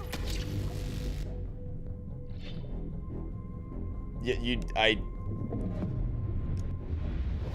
it is not that easy to kill those guardians. We gotta move. Where the hell were they a minute ago? There, that's where the gauntlet goes. They have lasers? They have lasers. I've played this game before. They have lasers. They have lasers that they could be using to... No. Yeah, okay. Yeah, sure. Okay. Sure. Yeah, I guess it's that easy. If anyone who's played Minecraft for any length of time and explored it, fucking move. Why are they so shit? And there's like 12 of them. No, they're fucking dead. There's no way. There's no way. There's no way. They are turbo accurate with their lasers in actual Minecraft.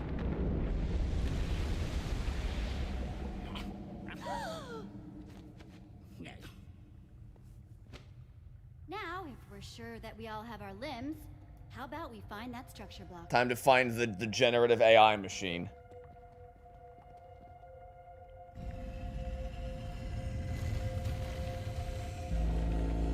This is pretty cool, though.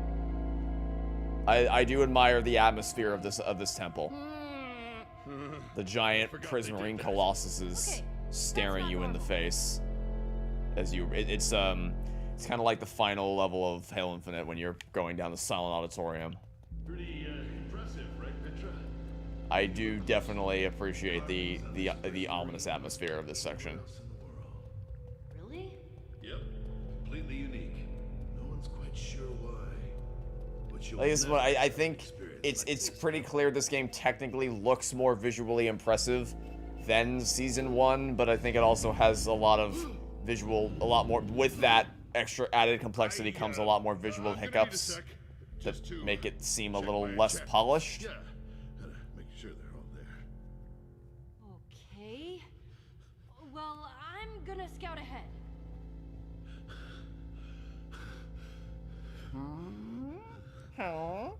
What's wrong? Yeah, nothing.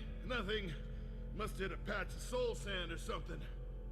Oh, whoa, it's got me. Like, frozen in place. I don't care if you're swimming through a potion of slowness. Move. How did Jack get inside the temple even though you need the gauntlet to get inside? You're right, I'm better than this. I don't know. Maybe one of his friends had it on, or maybe he found a way to get it off. I don't know. Hey, It's easier to assume just keep this between that you it and just me. doesn't make sense. I mean, But it's she's also cool. like because I'm streaming, it's also possible that I missed a throwaway line that she's a explains great it. adventurer. I don't want her to Because I am talking over a lot of the dialogue as I'm chatting with everyone, so I don't know. It's equally as plausible that it's as equally plausible that Just don't let it happen again, all right? that it doesn't make sense as it is that there's a throwaway line. It would probably be a lazy throwaway line, but there could be a throwaway line that explains it. If there's any Minecraft Stormwind aficionados in chat who know the answer better than I would, you can feel free to contribute. But as it stands, I do not know the answer.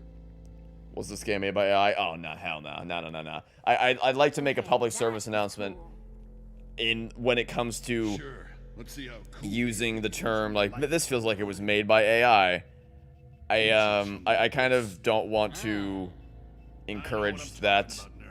Like it's easy to remember what we talked about, right, Jack? Yeah. it's easy to say that when you don't like something like, oh, this is so bad, it feels like it was made by AI, but it's like unless you know for certain that something was made with AI, or if you have very good reason to believe that it might have been, saying that this feels generated by AI, or this may as well have just been AI generated with how bad it is. That should never be an insult levied against art made by humans, because that inherently, anything that is created by a human inherently has infinitely more meaning and value than anything that's ever been generated by an AI. And we should not be denigrating art for something that it is not. Now, more than ever, we should be valuing human creativity above anything else in the artistic realm. Art made as the result of, like, thousands and thousands of hours worth of human passion by hundreds and hundreds of people. No matter how good or bad something is, calling it AI generated is wildly unfair and disrespectful. And also just kind of boring, because part of what makes dissecting bad media so fascinating is figuring out why they turned out to be that way. Like, what series of decisions and events led to the human artists creating such a thing. But just saying, there's nothing interesting about saying, oh, an AI generated this? Well, of course it's abysmal dog shit then. What are those things for? And it looks like it's made of glowing obsidian. What am I not? No, I need to look at you, I guess. Should be able to use those sponges to soak up the floating water the Guardians are in. Water. Floating in mid-air? That should be impossible. You've seen far stranger things than that, Jesse. Not the admin. Oh, he won't listen to me anymore. Yeah, but what if it is real? The admin, I mean. Trapped down here with a bunch of soft-headed shulkers. Well, I don't know about an admin, but I really, really don't like that floating water. All right, enough with the admin junk. You said you saw sponges to soak up that stupid floating water, right? Yeah.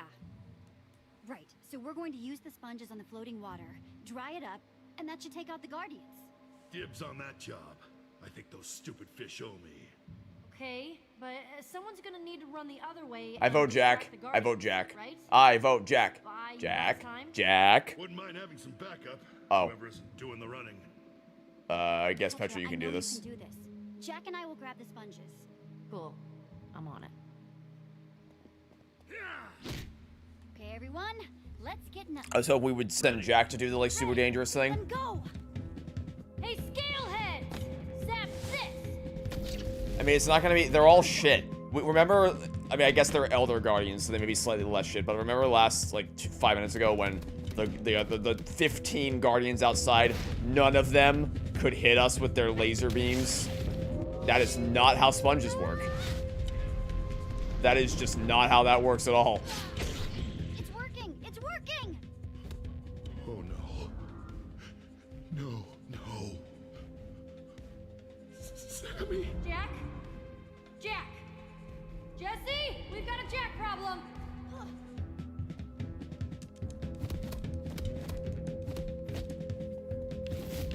When did we not have a Jack problem? Jack's existence is a problem.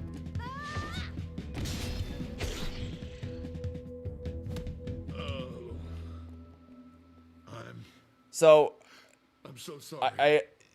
I don't. So that's Sammy's inventory, right? That's what that's supposed to be. He recognized Sammy's inventory. Explain. You're right. Because if so, I have questions.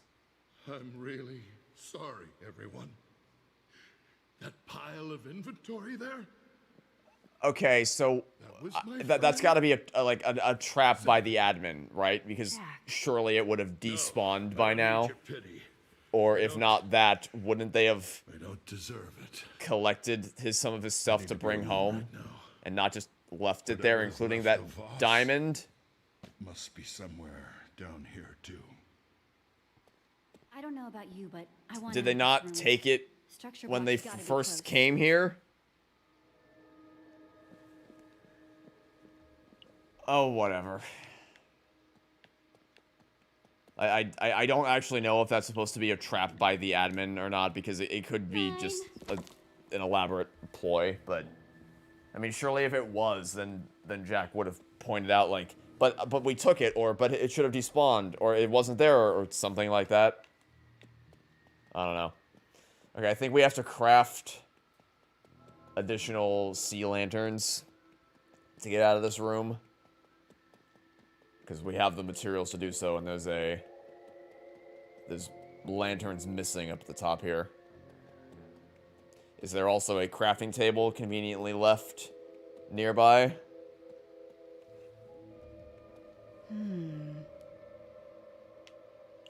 There is a chest full of materials and a crafting table. Dark prismarine. Not quite the structure block, but seems useful. Alright. Well, at least this temple was nice enough to provide a crafting table. Yeah, at least, because what would you have done if it didn't? Well, I guess they want you to get through. Because obviously they wouldn't have allowed it to be sold if they didn't.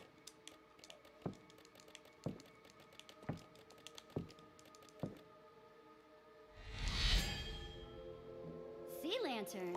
Yeah, I think a lot of this gets explained by the fact that the admin just wants to fuck with us. Like, the whole idea is he wants us to play along in his games, so he, like, reset the board each time. But I guess we'll explore that a little more next episode.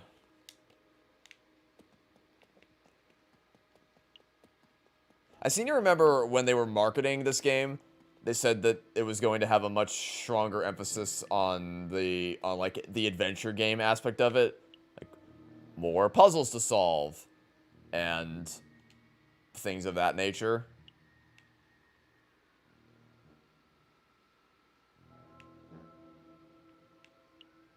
Prismarine goes there.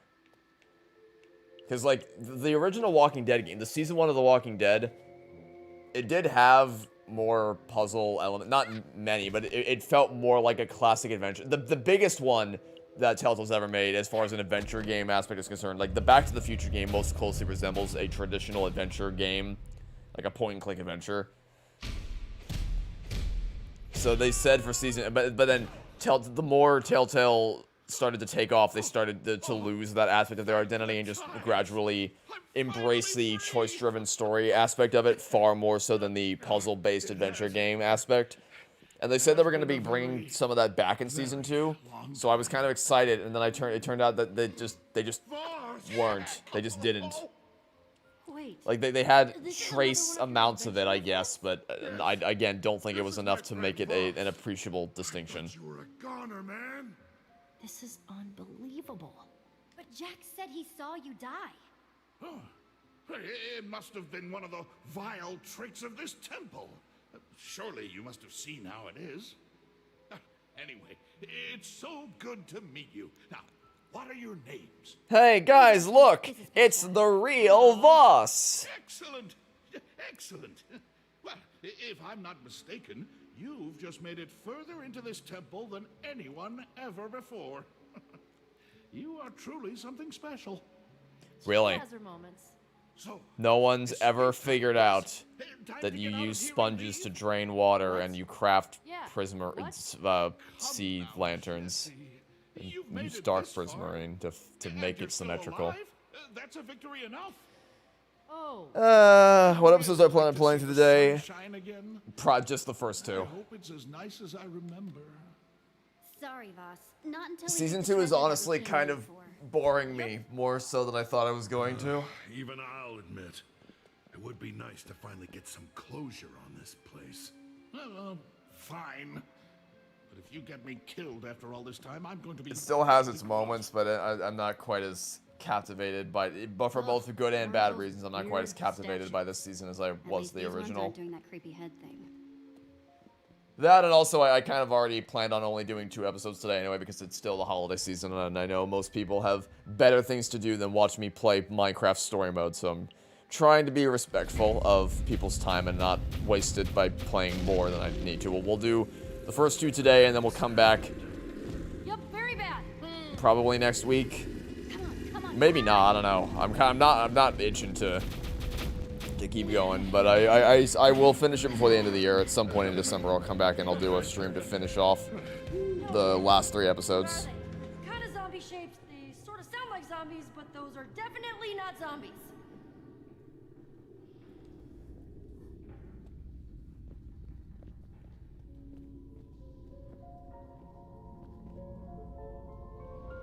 Oh, wow. Wow. Us, Nerm, we did it. We're inside. Yes. This guy sounds familiar. He voices JB Blanc. Okay, guys. Structure blocks gotta be in here. Which, as someone pointed out, Just he is the I person. guess. He is the person who voiced that the original Abomination teacher in the Owl House, and probably other It's things. important, but I don't really know why. I think he's also Bane in the Batman stuff that Telltale's done.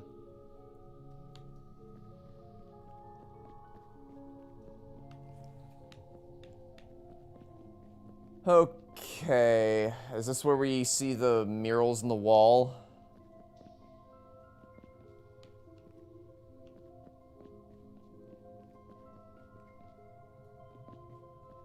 Yeah, the runes, rather. Hey, Nerm. Think you could give me a hand with these? Hermes says they say, once the world was flat, no mountains, no rivers, no trees, until the admin built the mountains, sculpted the rivers, crafted the trees. Bunch of superstitious malarkey.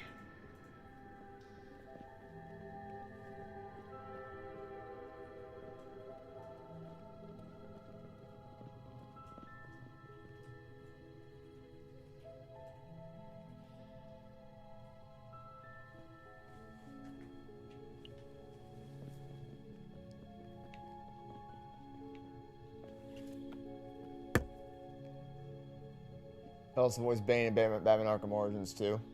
Okay. Makes sense, I guess. Oh, yeah, I forgot about this. There's actually two different types of AI generation. It's gotta be. Look, that symbol. It looks just like the one we saw underground. The structure block. You know, it's funny we're talking about Owl House because from what I remember, and again, it's kind of vague, I feel like the lore of the admin isn't actually too dissimilar from the lore of the Collector and the Owl House, especially the motivations for why he's doing any of this. I think the admin and the Collector actually have more crossover than I might like to admit. Fascinating. Nerm says that one's the Tower of the Warrior. Wow. Yeah, I bet that could shred a gang of mobs in no time flat. And then the other one is the Builder. Says that's the Wall of the Builder. That's pure obsidian. Nothing's getting through that, that's for sure. I'm sorry, is that all? Can we is that literally all this is? Is it just obsidian? What is that, quartz? Why, I don't understand why this is supposed to be any more indestructible than normal blocks. Like, I guess you have these four, I get what, red obsidian or whatever, but there's a lot more block. I do not understand what makes this any more special as a means of blocking off anything. And they aren't even in this one. This one doesn't even have any special blocks. Whatever. Anyway, we have another choice to make. The path of the Builder or the path of the Warrior.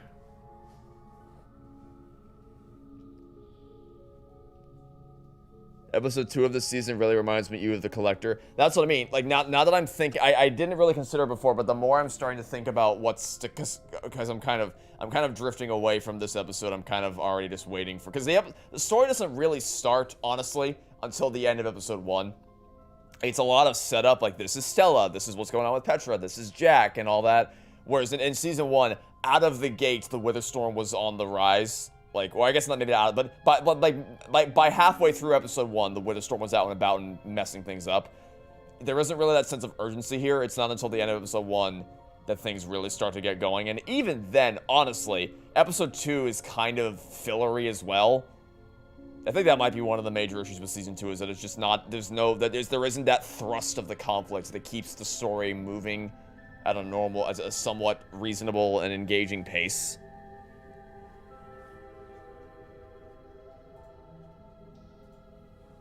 All right, builder path it is.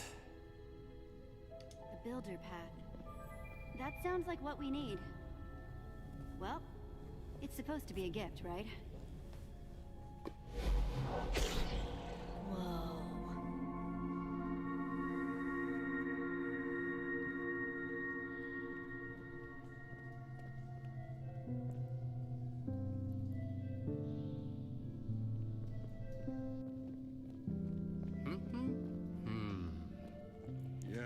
We got mad at the Order of the Stone for using a block to solve their problems, but here we are doing the same. Well, I guess it's less about, it's not the fact that they used the command blocked, it's the fact that they lied about it, that they said they actually slayed the Witherstorm, when in fact they just captured it in a command block.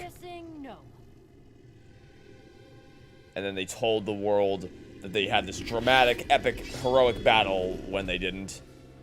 It's just, I just don't understand why the structure block is so important.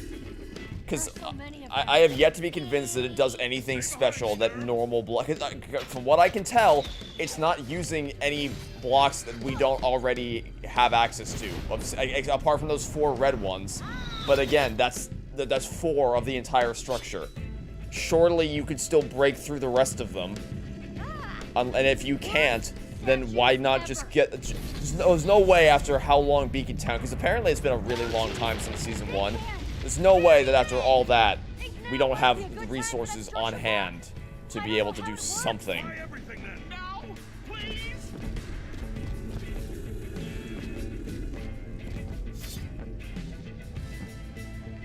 Please work, please work. And kablamo.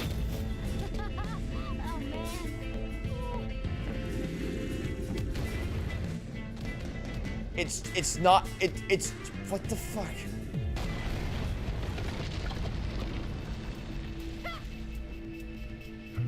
Jesse. It talks. Here they come. Yeah, if you're hoping for the big bad of the season to remain this ominous and this threatening, don't get your hopes up because things get shaken up here in not very much time at all. How tall you are, huh? Proud of how tall you are? Hey, what if you I guess the structure block has to recharge.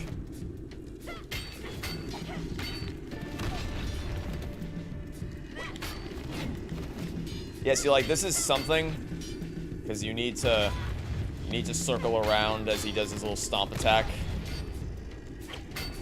But again, I don't find it to be meaningful enough to call attention to. The combat is more dynamic, but I would still only call it functional.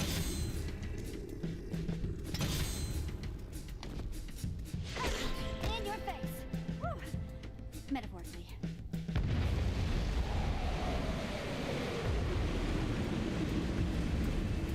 Why, hello. Hi. Die now.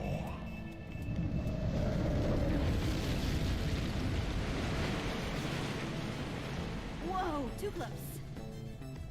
Stand still.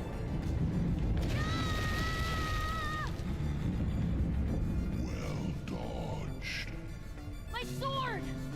I can almost reach it! It's so close! Don't worry. I've got it. I love the idea that this is in any way a difficult choice. Like, I don't know, should we help our lifelong friend who we've traveled to alternate fucking dimensions with, or should we help these new assholes who've known for like 20 minutes, maybe 30? And also, whom the Prismarine Colossus was directly targeting with his giant hand. Whoa. I think the main thing is that, like, the choice is supposed to be saving Petra's sword versus protecting the others, but like, no. Her sword wasn't the only thing in jeopardy. She was also in jeopardy because the Prismarine Colossus was about to slam his hand down onto her.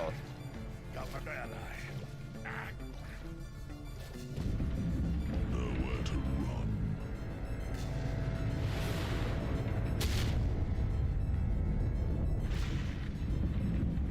You are resilient.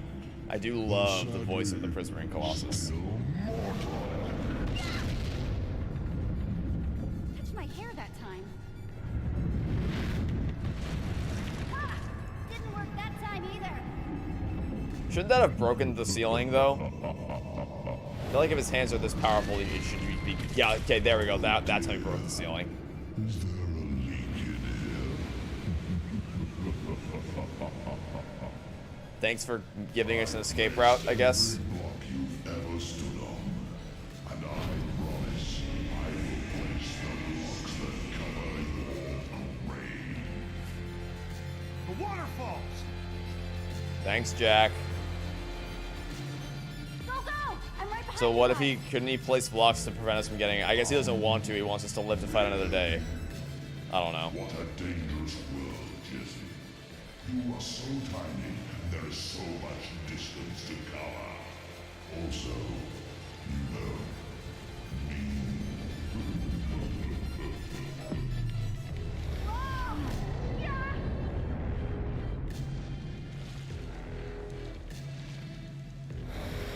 I think we mash A. Yeah, mashing A.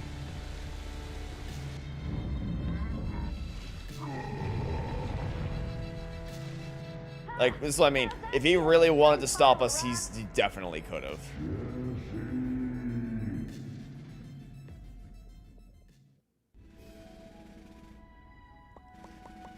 Well, that was fun. Do we even need to do a poll on this one? No, I didn't even bother. Petra's the one to save.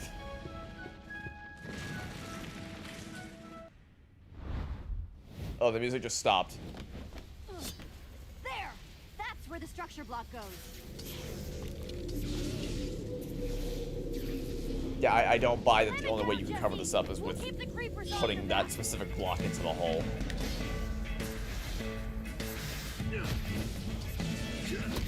Also, I'm pretty sure the Hellmouth has, like, no connection to anything else that happens in the entire rest of the season. This is essentially just villain of the week stuff as a starter. And this is what I mean when I say that the story doesn't... What the fuck was that? Did y'all see that creeper just go blitzing around the... Yeah, you know, it's their supercharged electricity. That's what it did. It makes them do crazy things when they're all electric and shit. is everyone okay? Looks all clear. You got structure blocked. What's that, Heckmouth? Oh, that's right. You just got structure blocked. Ooh, got him. Oh, what do you know, Jesse? You really did it. Huh. I put a block in a hole. I guess Thrilling. I did. Think that's really the end of it? Certainly looks that way to me. Then come on. Let's go home, you guys.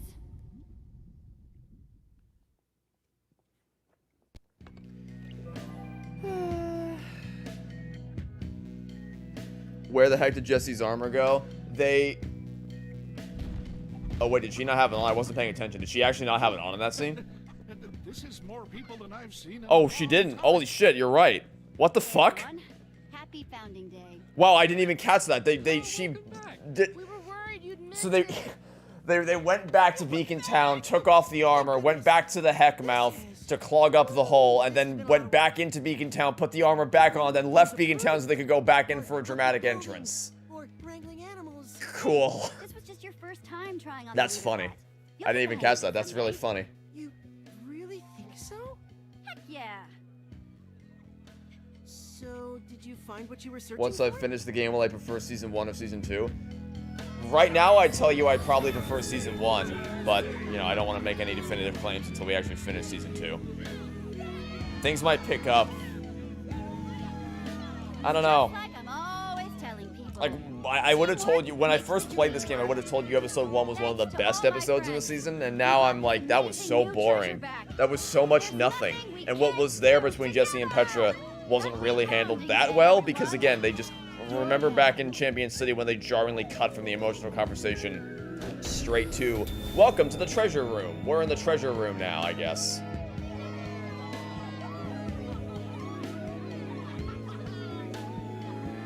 I don't like Jack. Hyping up him and the Sea Temple as this impenetrable fortress was obnoxious compared to everything Jesse's done in the first season. And Petra, for that matter. Right? I think they really liked it. But the atmosphere of the temple is cool. Prismarine Colossus is definitely a threatening foe with a really cool voice. Other than having half the number of eyes I had when we left, I'd call that a rousing success. Yeah, that part's not the best. I thought it was your bad eye. It was. But my bad eye was still at least 4 times as great as most good eyes. Oh, Jack! Yeah, but Jesse's the one with the ego problem. I'm sorry, I didn't mean to interrupt. Definitely. I was just coming to get Jack. No, you're fine, friend. Voss and I are heading to the shop to start planning our next expedition. You coming, Petra? In a little bit. I'm still hanging with Jesse for now. I guess that's because we saved her life at the temple. And if we hadn't, then she would have gone with Jack instead. Not that it matters, because again, Telltale. I love how the block at the beginning, the building ground from the beginning of the game is still empty. There's just nothing there. What's that? Whoa, you dudes heard that too, right? Yes, terrifying. Yeah. What was it?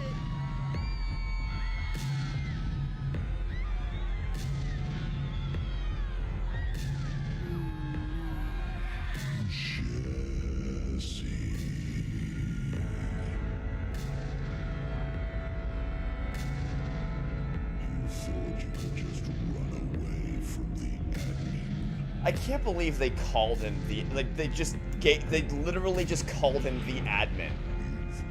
Really got my attention now.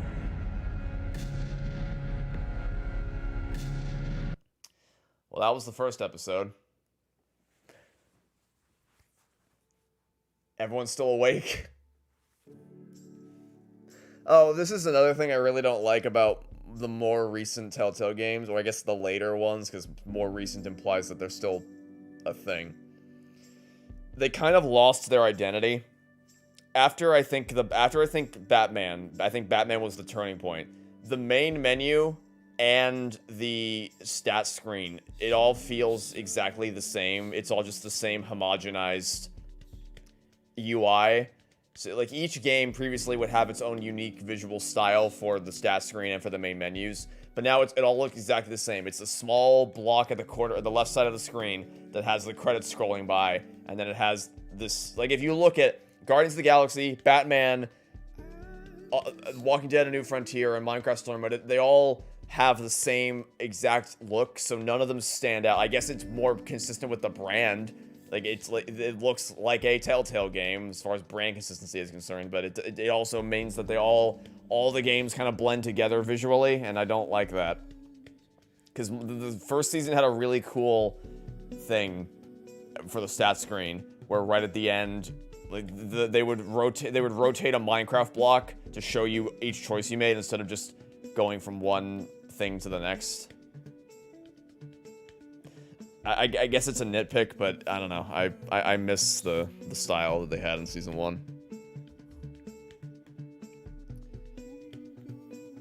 We play in the game where Jesse fights God. That is essentially what he does.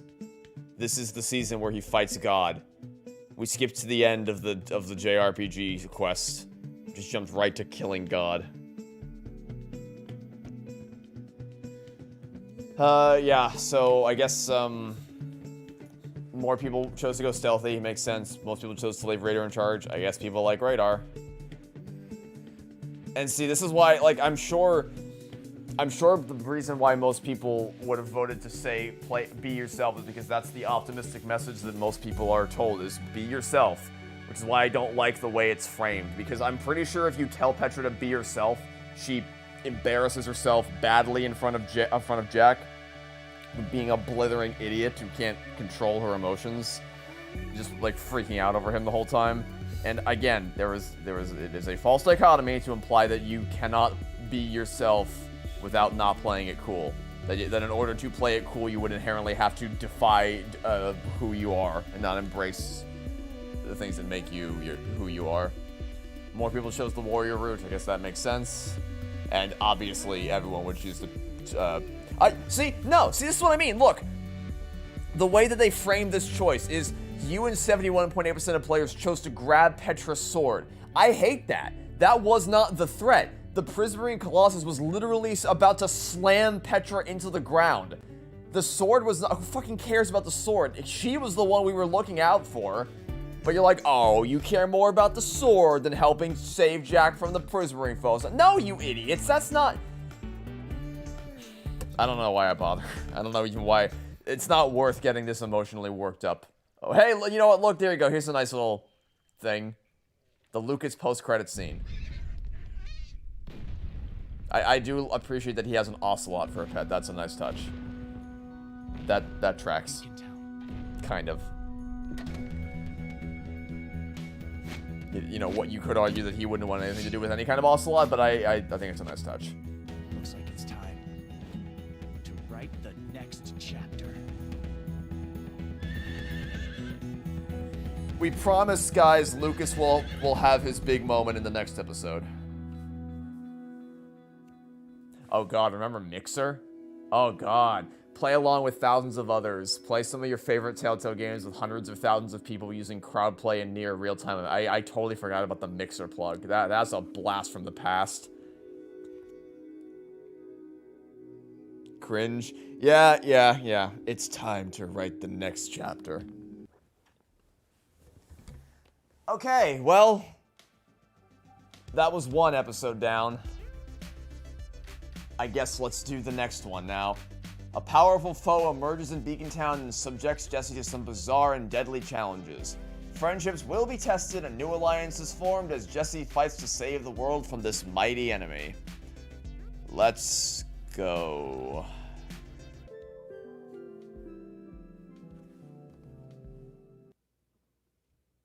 Previously on Minecraft Story Mode. Old friends come in and move out of life, while new friends show up to fill the spaces left behind.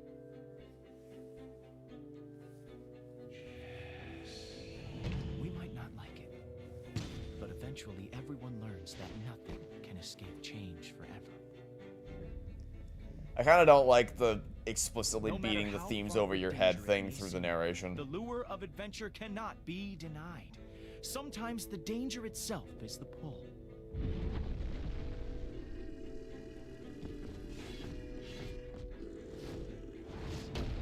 Some heroes just want to be the one to discover the next ancient secret, to wield. That being said, I do at least appreciate that they kind of narratively justify the previously on narration by having it be framed through Lucas's journal or Lucas's writing, like he's writing his next book, as opposed to just generic voiceover guy for just one moment. Previously on Minecraft Story Mode. And then that moment passed. Oh, I think I remember something about how this episode begins that really annoyed me the first time I played the game. So keep in mind how ominous the admin sounded in the first episode. Jesse, you've really got my attention now. Keep that in mind. And then I guess compare it to how he talks here. Sorry, that was probably really loud to your pathetic, tiny ears. What does that mean? What does it want? Yeah, like... What is that thing? I am beyond scared right now. Well, guess Jack's eye wasn't enough for it. I wish to speak with Jesse, the Gauntlet Bearer. He sounds less professional to me here. He's which I guess is more consistent with the character that they're about to present you in this episode. That's why I was like looking right at you that kind of dialogue, I know. That's why I was like looking right at you. That doesn't really jive well with how he sounded at the end of the last episode, and that really put me off when I first played this. It feels like two totally different characters that they wrote for this Prismarine Colossus, which makes it especially. It was jarring to me. They're only being a month apart between when I played episodes 1 and 2, but playing them back to back, I feel like. Do you guys? I feel like it. I swear. I don't know. It stands out to me as being noticeably different. A huge colossus at our door. I'm all right with not freaking out yet. You're going to fix this, right, Jesse? You won't let it destroy Beacon Town, will you? Don't worry, everyone. I'm going to try talking to it. Okay, diplomacy. Nice. That sounds good. I would like to proceed, Gauntlet Bearer. Do not test my patience. Guess you should get up there. Gauntlet bearer. Clay, coming your way. Thanks, Nell. Perfect.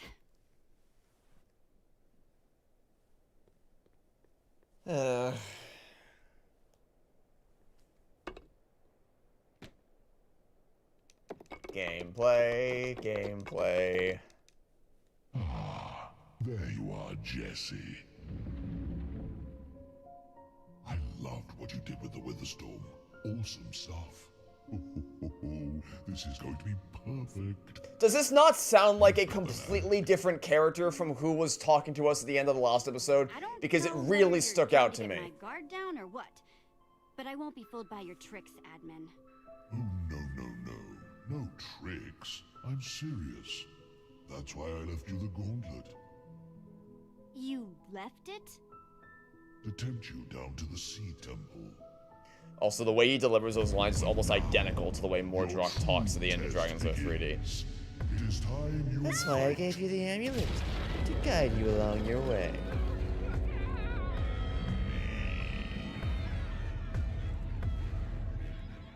Fight me, champion.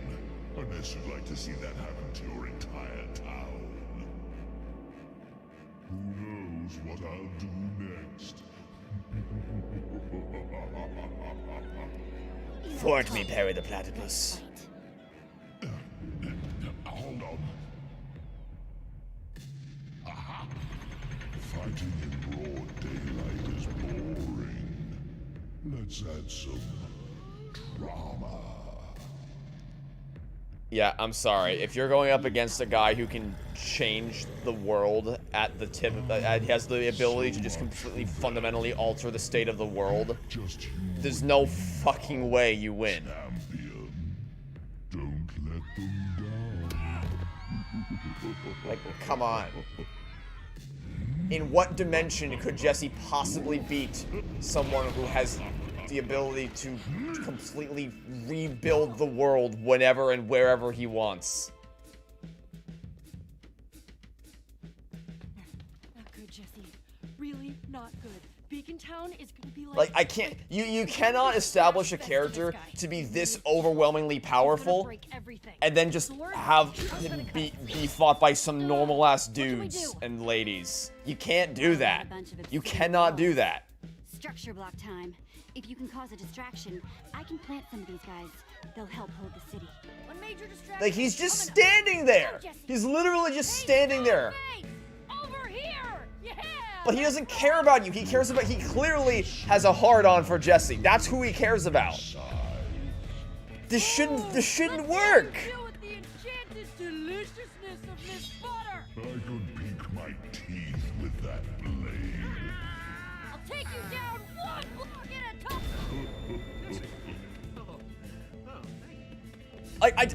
Okay, I'd like to point out, everyone, that people in Minecraft Story Mode canonically have like super speed building abilities.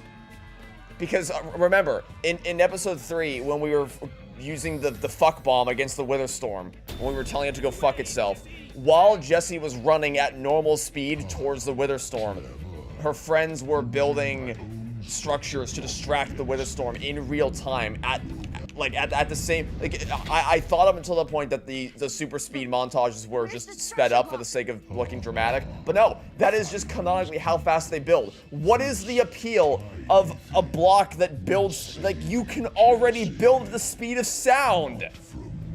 What is the, I don't get it.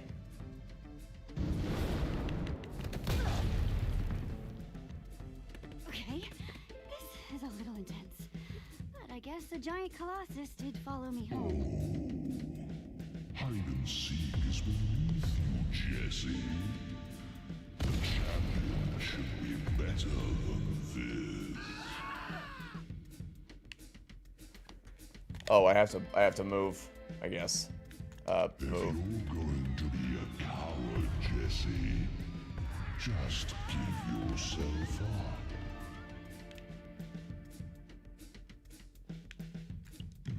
So annoying.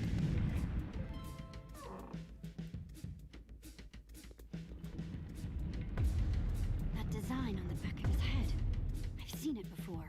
The Prismarine soldiers back at the Sea Temple had the same symbol.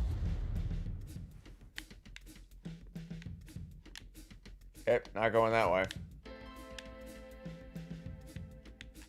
Sure. Ah! There we are. All right, admin. You want to fight? You got one. Here I am.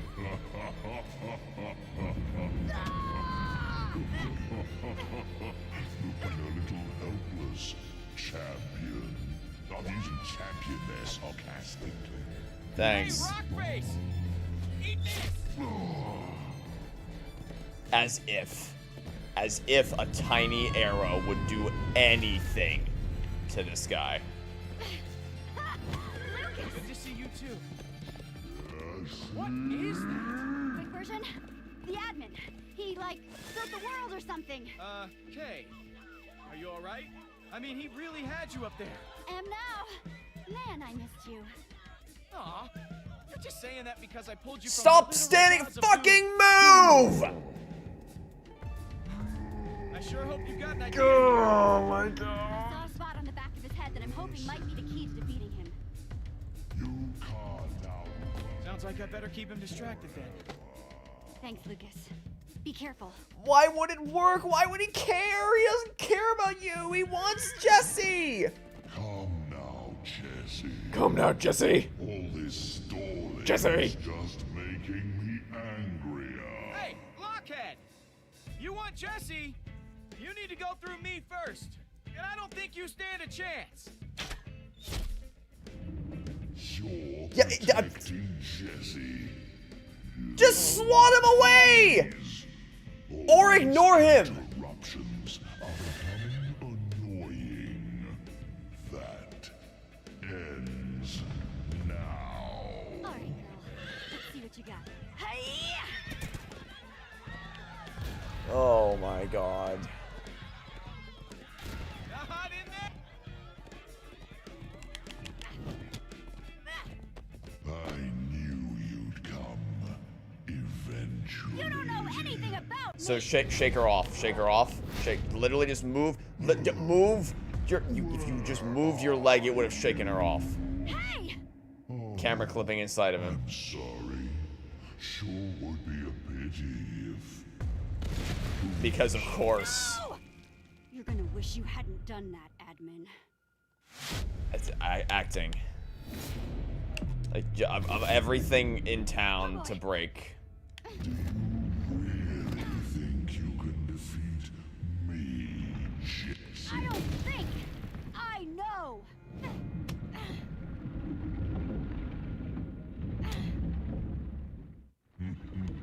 Also, I feel like there should be music here. Confidence. And there's just none.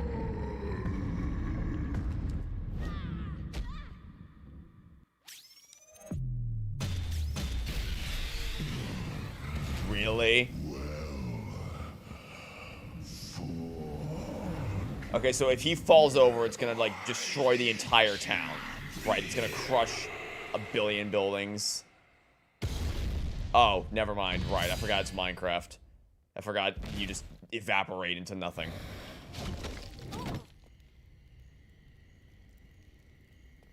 That was really something. Stay behind me, Stampy! Don't let the Googlies text me!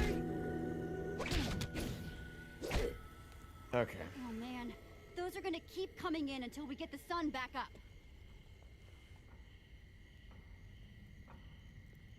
Any idea how to use it? Just turn it, I guess.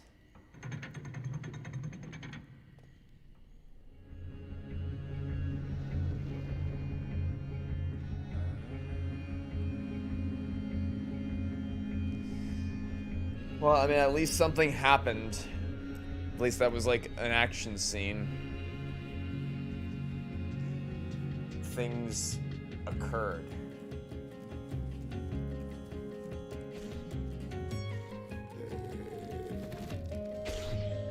Thank goodness.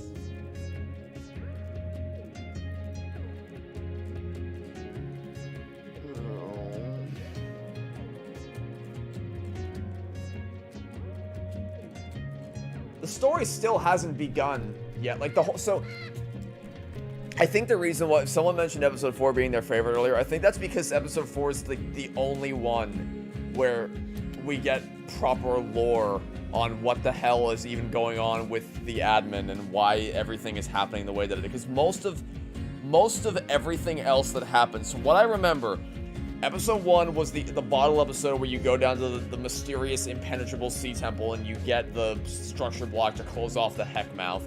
Episode 2, well, we haven't played it yet, but you'll see when it's just super dangerous. It's just more How sure are you menial, that this aimless admin guy is gone? objectives in the vein of the sea temple. Episode 3 is a bottle episode that takes place in a new foreign location. And then it's only when we get to episode 4 that we start actually figuring out what the hell is even happening Still trapped in this with any of this. gauntlet. Yeah. And then episode 5 is the big final battle. Might not be as dead as we hope. We kill I'm God. worried enough for both of us. Someone should keep an eye on this thing. Which again, for all of season 1's faults, we started from the first episode with, hey, the Wither Storm is gonna destroy the world if we don't find these legendary heroes. Jesse, I'd say we both do it, but one of us should really get started on the repairs. It's a nice gesture, but maybe you should just let me handle it. Look, I promise. Then the minute I see anything out of the ordinary, I'm coming to get you as fast as my hustle sticks will carry me. My legs. Come on, Jesse, I can do this. Jesse's left me in charge before. Yeah, but Lucas is Lucas, so fuck off. Sorry, Radar. We really need someone a little sturdier. I mean, keeping the an whole, eye the whole on this choice is kind of I think we stupid should because do it. it's literally just watching a clock. It's who do you want to stand still and do I'm just nothing? going to take Radar's plan of running to get help if anything happens. Like That was it's a good you're plan. just watching a clock. That's all. But if the game's gonna make it a big deal, then obviously we're picking Lucas over Radar. I figured I'd start with Ruben's memorial. It got pretty trashed. Oh, man. Well, that's terrible. I'm so sorry. That admin just... no respect. We're only at the opening. Yeah, I it's appreciate the that. opening of episode 2. Pretty bad. We're gonna put the And pieces again, back together. I reiterate that You'll the see. story hasn't even really begun yet. When I asked you what you're gonna do, I was actually talking about that glove of yours. 'Cause I gotta tell you, Jesse, this whole admin thing, it's very you, I guess, is what I'm saying. Well, I know you say you're trying to settle down and run Beacon Town, but it just seems like you can't quit that life, you know? Maybe you're right. Well, today goes to show that the people will love you. By the way, this is the Lucas episode, so soak up every minute that you have with him. I didn't say any of that stuff to be mean. We've had a ton of adventures, and I just want you to be happy. I really hate this thing that writers do, where they have a cast of really strong characters in the first installment, and then the second installment they systematically remove all of those original characters and replace them all with new assholes that nobody likes. But then they know that everyone likes the old cast more, so they periodically sprinkle in these little cameos where they treat them with such intense reverence, and it's just so boring. I just don't... I hate it whenever this shit happens. Anyway, because this is Ruben's memorial, I'm gonna actually try with this one. So, I guess now's as good a time as any to, if you have any questions to ask, this is probably your best chance to ask them, because there's no story stuff that's gonna be happening here. It's just gonna be me fighting with these clunky building controls, and it's not even gonna be anything fancy. It's just I don't want to leave well, I am kind of curious to see what would happen if we left Ruben's structure entirely empty, but at the same time, I'm not gonna be an asshole about it. I'll give the little pig his some kind of structure. I'll at least give it some color. I'll use Prismarine to shake this place up.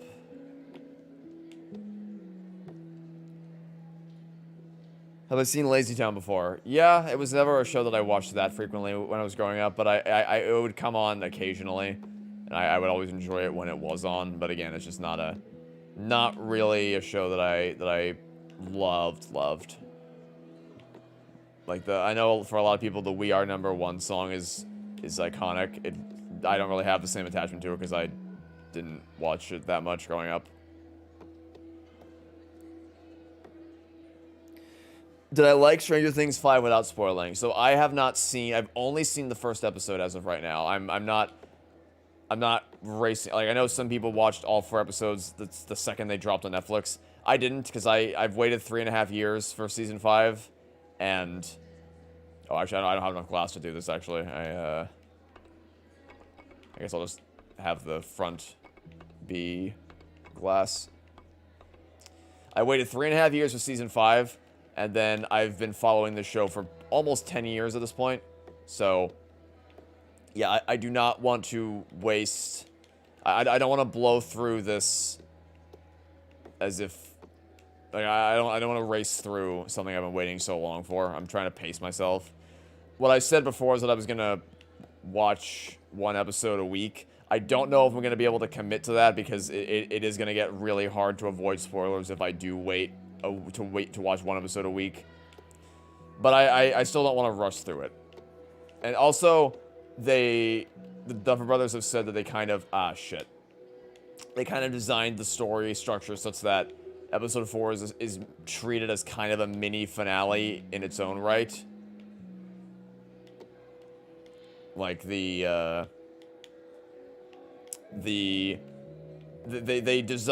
wrote the story around the understanding that it was going to release in this backwards-ass, stupid hybrid solution between a batch release and a weekly release. So, with that in mind, it makes a little bit more sense to not wait a week per episode and kind of treat episode 4 as a mini finale, and then from that point go from that point onward, like have a bit of a rest period between episodes 4 and 5, which I suppose seems like might be what they intended. But of the 1 episode that I saw, I was a big fan. It's probably the best opening episode to a season since season 1. Because, you know, season 4's opening is good, but it also takes longer for things to really start going somewhere. Which you can't really say about season 1 or season 5, because season 5 is very much just like, now we're in mission mode from the get-go, which makes sense given how season 4 ended. And yeah, I liked that 1 episode a lot. And I'm also, I'm again, no spoilers. I am not spoiling anything today. There's just a choice they make at the end of the episode that has some pretty big implications. It's got me thinking about how it ties into a loose thread that I never really gave much thought in season 1, but that clearly is going to have way bigger significance in season 5, and I'm kind of excited to see to just get some answers, because we really don't know what the Upside Down... I mean, we know vaguely what the Upside Down is from Season 4, but we still don't have definitive answers on a lot of the stuff. So I'm excited to get more tangible answers on exactly what's going on here and what are Vecna's motivations.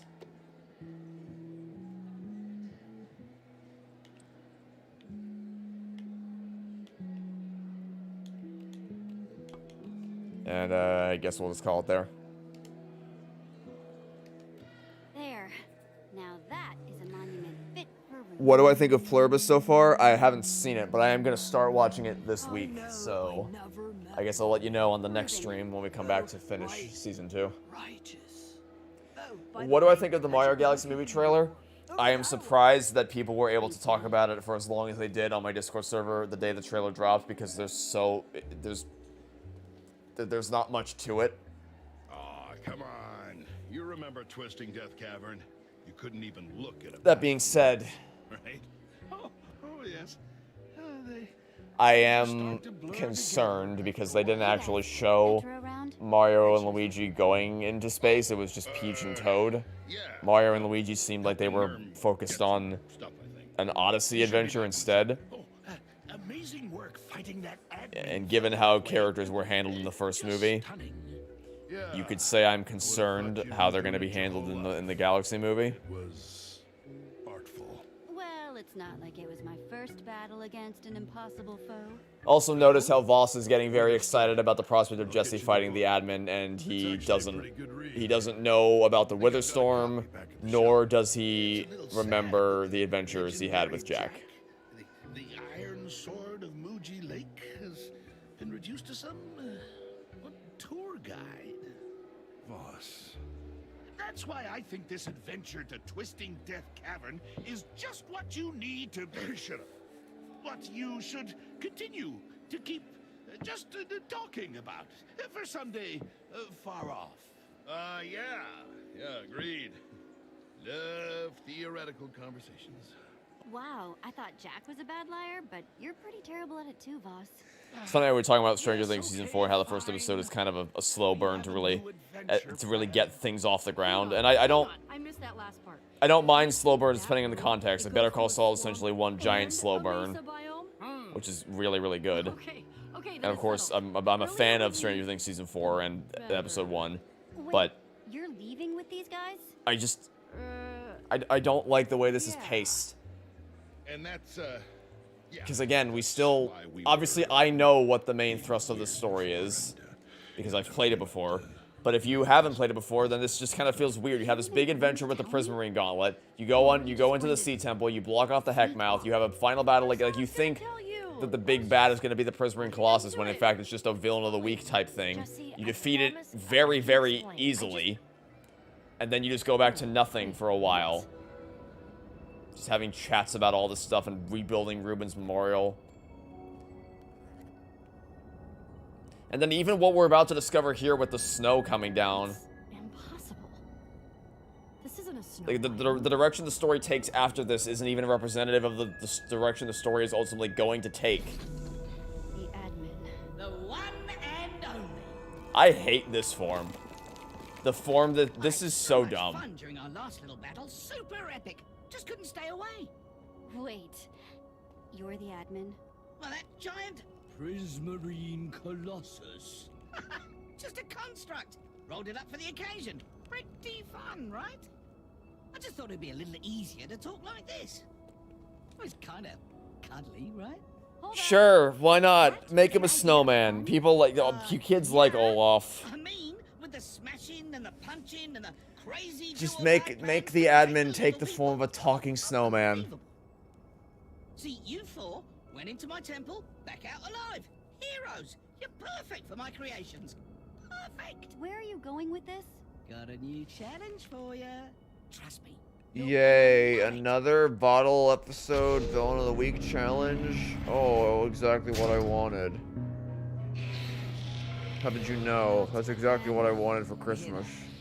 That's a diamond-class wave of doom and destruction headed right for town. Pretty good, right? Working on that I know you have your plans or whatever, but leave my people out of it. They're innocent. Innocent or incentive? I don't know. Seems like they've got you pretty motivated. Ahem. Your town will be trapped in eternal snowy night, forever plagued by deadly waves of mobs. So I said the Olaf thing is a joke, but this is literally the plot of Frozen. The town is trapped in an eternal winter until you journey to the Ice Temple. Awesome, fantastic, super deadly, icy palace of despair. The Icy Palace of Despair. Just follow the path. You can't miss it. Well, that sounds needlessly dangerous. Fine. We accept your challenge. I'm going to get that clock. And then, you're next. Ooh, that one gave me the shivers. You are legit, Jesse. Very excited. It's also weird that Voss and Admin are both on screen at the same time when you're pretty sure Admin is never shown to make clones of himself again. Well, because it's fun. Yeah, I don't know. I guess I can chalk it up to him just being so old. Because, again, when you literally build the world, I don't know if there are any limitations to what you can do, which is why it's a really bad idea to have this kind of character be the villain of your story, because you really got to know what you're... In order to it's not impossible to create a tense story with really clear, engaging stakes with a villain like this who can just do anything whenever he wants, wherever he wants, but you really got to know what you're doing, because it either it's going to make your villain look like an idiot when he has so much power that he just doesn't use or is easily thwarted by extremely base level opponents. We need to protect the people. Run! Hide, everyone! Or it's just an easy instant win scenario. Like, it's... You need to really balance things properly and power scale things properly, and I'm sorry, but the Minecraft story mode writers do not know how to do that. Clearly. I love how he fired one arrow and then promptly gave the fuck up.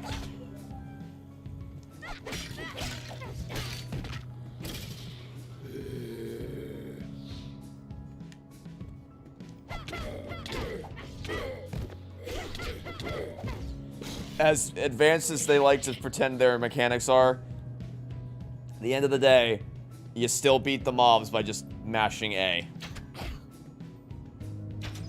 Like, again, he fired the one arrow, which, yes, I could have dodged, but I didn't need to, because he didn't fire another one, and the other two assholes missed all their shots.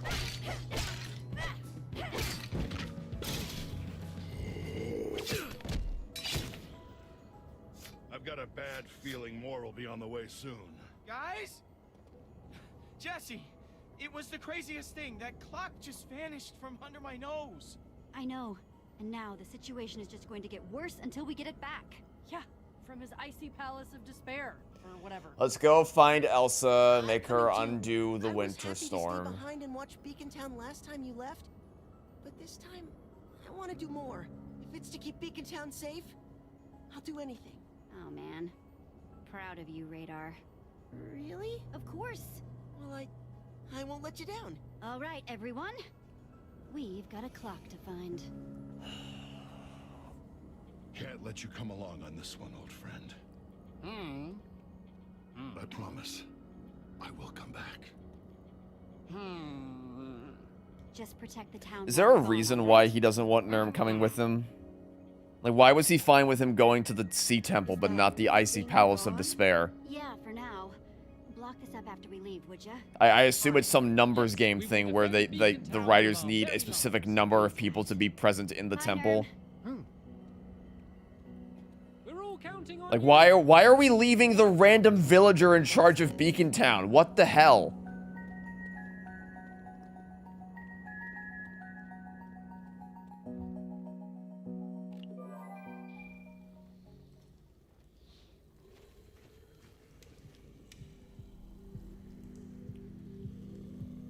Stay close. What's worse, an overpowered villain or hero? An overpowered...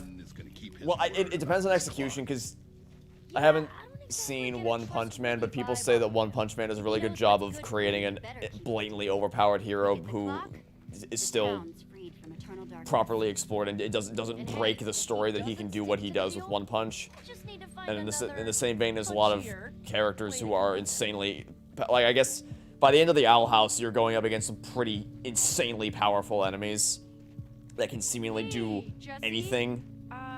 But if you know what you're doing with writing and you have the appropriate stakes clearly established, and you have power levels clearly established, and you know what people can and can't do, and you scale things up appropriately, you can make either of them work well. About that trip with Jack, I promise it's not like it seems. But I guess, assuming that it's at its worst, overpowered heroes are at the very least more boring to watch because it just, you steamroll everything. I just don't get it. Did I do something to make you angry? No, it's not about you. It's just something I need to do. I really am sorry that it happened this way. You don't think episode 1 and 2's writers talk to each other? But like, Hardcore adventurers again. Eric Sturpey's supposed to be the lead. There should be a single, he's supposed to be a singular creative voice that's linking the whole story together. But he, like, I don't, it doesn't seem like it. Petra, of course I need you. That's ridiculous. See, this is why it would have been so much easier if you hadn't found out like this. It's just... Like, you'd think that this season would be more cohesive than season 1 because it does, like, Eric Sturpey's in charge of the whole thing. He is the lead writer, and I thought it was the first time I played it, but now that I'm replaying it, I'm like, playing episode 1 and 2 back to back, it's not quite as bad as playing Incredibles 1 and 2 back to back. How that feels? But it's approaching that dimension. The open road. Right? That's kind of what I thought too.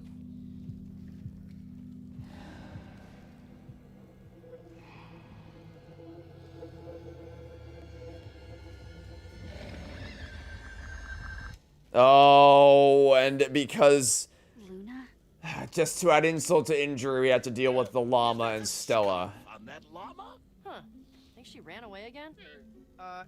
Excuse me. Speaking for the group, you guys know a llama? Where'd she come from? This is Luna. She's kind of cute, right?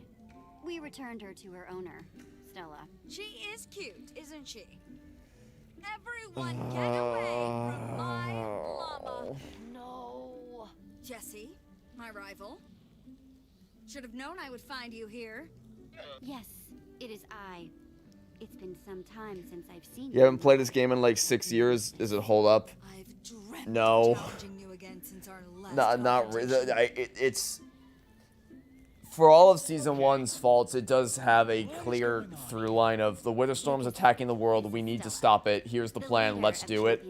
Season 2, we're an episode and a half. Okay, maybe not an episode. We're well into episode 2.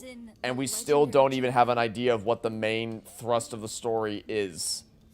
Like, the admin is obviously supposed to be the big bad, but what does he want? What is he doing? What's even going on? It's episode 1 was, I left you a gauntlet to bait you into coming into my sea temple, and then I came back to your town and I tried to kill you all, except I was really bad at it. Episode 2 is, we killed Prismarine Colossus in the first 5 minutes. Wow. And then after that, we slow down the pacing and we just have a chat with everyone about what's going on in their lives. And then the admin revives himself in the form of a snowman and says, guess what? I'm going to trap the town in eternal winter until you come to my icy palace of despair and complete my challenges. Pacing just is non-existent in this season. And that's without even getting into the specifics of some other stuff in episode 1. Like, why the structure block is any more significant and important than just the standard building speed of all these guys. Why Jack thought removing the one spot of the map where the Sea Temple was would make it any harder. It wouldn't just make it blaringly obvious where the thing was. Why he's hyped up as this legendary adventurer in comparison to everything that Jesse and the Order of the Stone have done. I was saying that maybe I'll stick around. It's a mess. And even the one thing that I thought was really good about this season, which is Jesse and Petra's relationship, I'm not even that impressed by it this time. There's good stuff there. There's crumbs here. I totally agree that adventure is probably the closest But I've got. I don't. But did this adventure really have Like, to it has things... like in episode 1, we had the part where Jesse and Petra were starting to have a really emotional, grounded conversation, but then it was immediately cut off and by saying, "Oh, so we're in the treasure room now." It's the most jarring thing in the world. You okay, Radar? Yes, totally fine. Guys, shh. We need to keep an eye. You should make a Minecraft Story Mode Season 2 love letter. Yeah, sure. Actually, kind of speechless. Right after I make an Until Dawn movie love letter. And it's all ice? Jack, speechless. Lucas, you better write that down. Already jotted it down under rare occurrences and phenomena. Hey, come on. You don't know why would Lucas be in on the joke? He doesn't even know who Jack is. He met him like 2 seconds ago. Oh, perfect. But how are we gonna get Build up to it. Challenges. I'm guessing there's gonna Build up to it. You're in Minecraft. Do I have this right? Build. Telling me that this admin is Build. He built all of this instantly? You sound almost jealous. Almost. Of course I'm jealous of power like that. Power is how the world is Oh run. my god.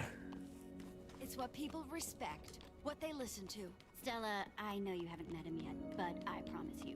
The admin So, is okay, I'm gonna tell you guys a little story because this episode is so fucking boring, I'm gonna fall asleep.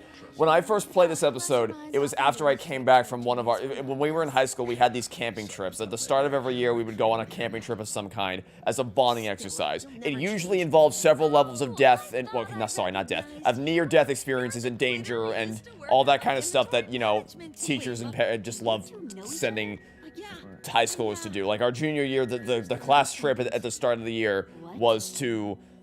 Also, Raider lived in Champion Shitty, Champion Shitty. Let's pretend that was intentional. He lived in Champion Shitty. Who cares? Start of junior year was the whole junior class would go, just get dropped off in the middle of nowhere in the mountains and just go camping there for a week, climbing mountains and boiling water and cooking their own food and trying not to die by bears. There was literally one morning where one of the groups woke up and almost got attacked by a fucking bear. One person got struck by lightning. One person got their eye poked out by a tree branch. It's just... I don't know why they're allowed to get away with doing this. I appreciate that. But anyway, we went on one of those camping trips sophomore year. Nowhere near as bad as the junior one, but still not great. So I was already in a terrible mood. And there was one of my... some of my friends were on one of the buses when we finally got freed from this horrible camping trip and drove back to campus. Their bus... got stuck. The bus broke down on the side of the highway, and they were trapped in the scorching Florida heat for hours waiting for their parents to come pick them up.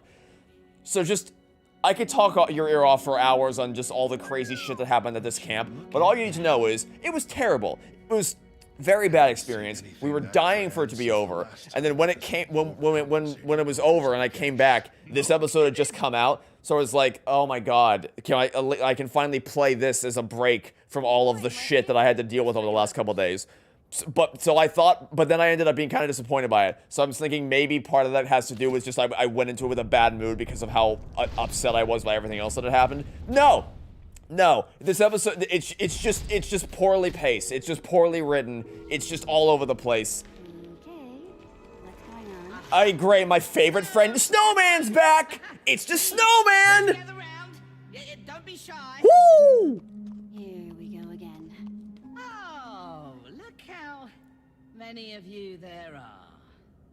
Lovely. Your choice of company. Yeah, I don't know. I mean, this place is really for the best of the best. Not... how do I say this? Losers? I say we execute them all. Mighty sir. Starting with her. Founder of Champion City. Maybe you've heard of me? It's No, Champion never. Shitty, excuse you. It's actually perfect, Champion.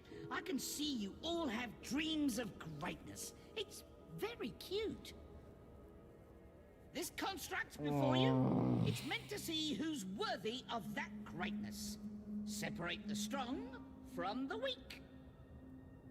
So, we'll see how... Oh boy, this is exciting! Oh! I am totally stoked. Yay! Really sure what More challenges! Come now, don't be that way. This is all for you. I made it for you, Jesse. Don't you see? Everything I've ever done was for you. I'm your biggest fan, Jesse. Wouldn't want you cheating, of course. I don't like rule breakers. Oh. It's simple. You all want to get to that clock, but only the best of the best get to partner up with me. Who cares? But that could be you. I don't want to be your partner. It's pretty... I was going to say pretty cool, but with the whole ice motif, that just seems like I was going for a lame pun, so... Anyway. Oh, I love writing. I love writing. It's my passion. Because you're a hero? It's awesome. Oh. I am just ecstatic that you see things my way. Thrilled. We still have like an hour to go this episode, by the way. I'm pretty sure we're nowhere near done. I think there's like a billion puzzles you gotta solve. Oh, how y'all doing today? Yeah, having a good day, having a good weekend, have a good Thanksgiving week. Nice landing. It's nothing. It's just my perfect reflexes and photographic muscle memory. Oh, sorry guys, I forgot that most of you are uninitiated to the hell that my high school experience is like. Yeah, I like I said, I could tell you a billion stories about all the crazy shit that happened to us in middle school and high school. Smashing that clock. Well, we're not all going to be smashing the clock. And this isn't even like some of the worst stuff that I got told about, I didn't even witness, but some of the teachers told me about it, like stuff that happened on previous trips. Might as well quit now. Wait, but what about your It's just horrible. Champion City? You're totally selling them out. What exactly is the character arc that Jesse needs to go through? It's so he is feeling conflicted between his relationship with Petra and the call of the open road and adventure, and his responsibilities to the people of Beacon Town. It's yeah. Wow. That's the arc, and by the end, you are the one who gets to decide which way he flings in that arc. Imagine everything you could create, everything you could do with a prize like that. How can we even be certain he's telling the truth? Okay, hang on a sec. I am not the admin's little buddy. Why do Americans have such dangerous school trips? Of what I understand, my school was special. Apparently, this is not a normal thing that American schools do. My education, like I grew up not really, because I grew up watching a bunch of movies and shows and playing a lot of games, and a lot of them had, you know, big crazy adventures. So all the stuff that happened to me in high school and middle school, I was just kind of like, this is normal. This is exactly what I was conditioned to expect from watching a bunch of media. But, you know, then I started meeting other people outside my school circles, and especially meeting people from other countries around the world. And whenever I tell them these stories, they all give me this withering gaze of astonishment and fear, which communicates to me like, oh, this is not normal. Oh, maybe I should have seen a psychiatrist at some point for all of this. It's so obvious that Voss is not who he says he is, by the way. Then I guess we're just gonna prove how wrong the admin is. If the fact that he somehow survived the Sea Temple for however long it's been wasn't already enough of a dead giveaway. Is this another school story? So basically what happened to Vert is I got so bored of this terrible game that I started telling a middle school story. Because I played this, when I first played this episode, it was the day I got back from one of our camping trips, like our school bonding orientation first week of school camping trips. So I thought that the reason why I didn't really like this episode that much when I first played it was because I went into it with a bad mood because of everything that happened. But I started this stream in a pretty good mood. I've been feeling pretty on top of the world lately, honestly. I really have nothing to complain about. Excuse me, radar. Which might, like, I don't want to sound like I'm putting anyone else down, because I know this time of the year can be kind of hard for a lot of people. The holidays can be kind of rough for people. But, you know, if I'm being honest, things have been going really well for me lately. So I went into this with a pretty good attitude, and I was kind of looking forward to seeing how well it aged. But man, I am just so bored. I don't know what else to say. I'm bored out of my mind playing this game. It's not even like there's been fragments of stuff that's kind of so bad it's at least entertaining to talk about. But there really isn't anything in like nothing on par with the stuff that we saw in season 1. Wait, the admin built this. I'm really running out of steam here. What? Trick them? Sure, it looks like Luna found something, but that's Just what the admin wants us to think. It's not even like I don't have nostalgic memories of playing this, because they're like I've told this on stream before. Actually, hold on. I'll make this poll first, and then I'll tell the story for anyone who hasn't heard it yet. Because I think it's choosing between Petra and choosing between. Hold on. Lucas. All right, give me a sec. I'll make the poll, and then I'll tell you another story. This next one's a little bit more wholesome. Okay, who go with Petra, Lucas? Start poll. Yeah, so for those who don't know, the reason why FG and I ended up becoming as close with each other as we are is because of Minecraft Story Mode. But specifically because of Season 2, because we only really started to bond during our sophomore year, and sophomore year was when this season was coming out. So we were just, Minecraft Story Mode was fresh on both our brains. So I made an offhanded reference in engineering class one day, and it was something that would, I don't even remember exactly what it was, but it was something that would only mean that you would only recognize if you would, like, if you hadn't played the game, you wouldn't even think twice about it, but if you have, then it would mean a lot to you. So she picked up on it, and then we started talking about it and nerding out about it, and then the rest is history. And so, like, I do owe a lot to Season 2 for that alone. And I do have, like, a lot of, like, the first time we ever did anything together was we went out to go see a movie. And the bulk of our conversation that day was spent talking about episode 4 of season 2, because episode 4 had just come out before we went out to go see the movie. And so, and yeah, I do look back fondly on this season, but I think this is a clear indicator that nostalgia only gets you so far, because I am struggling here with this season. I am at my wit's end with season 2 so far. But maybe it'll get better. I at least know one thing that happens at the end of this episode that is at least somewhat interesting. And who's winning? Petra's winning. Okay. Not that should be a surprise to me. But I don't know. I feel like that this would be a little bit closer because Petra and Lucas are the two favorites. I feel like there was a I'm going with them. decent chance it could have been either or. I was kind of hoping that Lucas would win because I believe I also went with Petra last time. Nice. So I still don't really know what the Lucas path offers, but I guess I can always look it up afterwards. Whoa! Look at this place!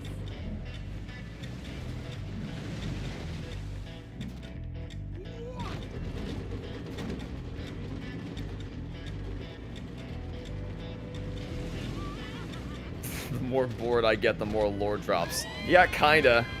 I guess. How long were those kids on the bus stranded for again? It was at least 2 hours, I think. Because you gotta understand, the places that we would go to for these camping trips they were in the middle of bumfuck nowhere.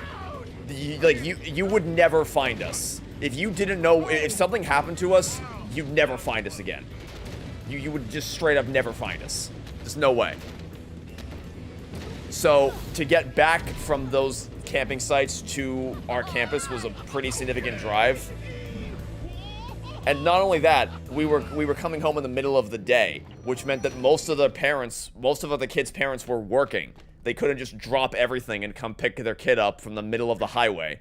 So, they were stranded out there for a long time, and they only had so much water, and the AC obviously was busted because the whole bus broke down. So, yeah, I would not have wanted to. I do not envy the people who were stuck on that bus. No kidding. I'm not complaining about last time with Stella, but At least nothing worse happened is the important thing. anything could happen to them.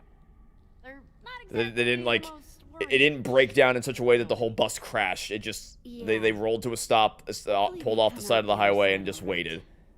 Because it could have gone a lot worse, trust me. Well, I'm just psyched to have you with us, Jesse. Just like old times, right? Why was the Toy Story 3 video uploaded in parts while the Toy Story 1 video was uploaded in its entirety? Because the Toy Story 1 video was finished in its entirety in time for the anniversary, whereas Toy Story 3 was not. My choice was either wait until the full thing was finished and miss the anniversary, or release it in smaller chunks so I could make the anniversary.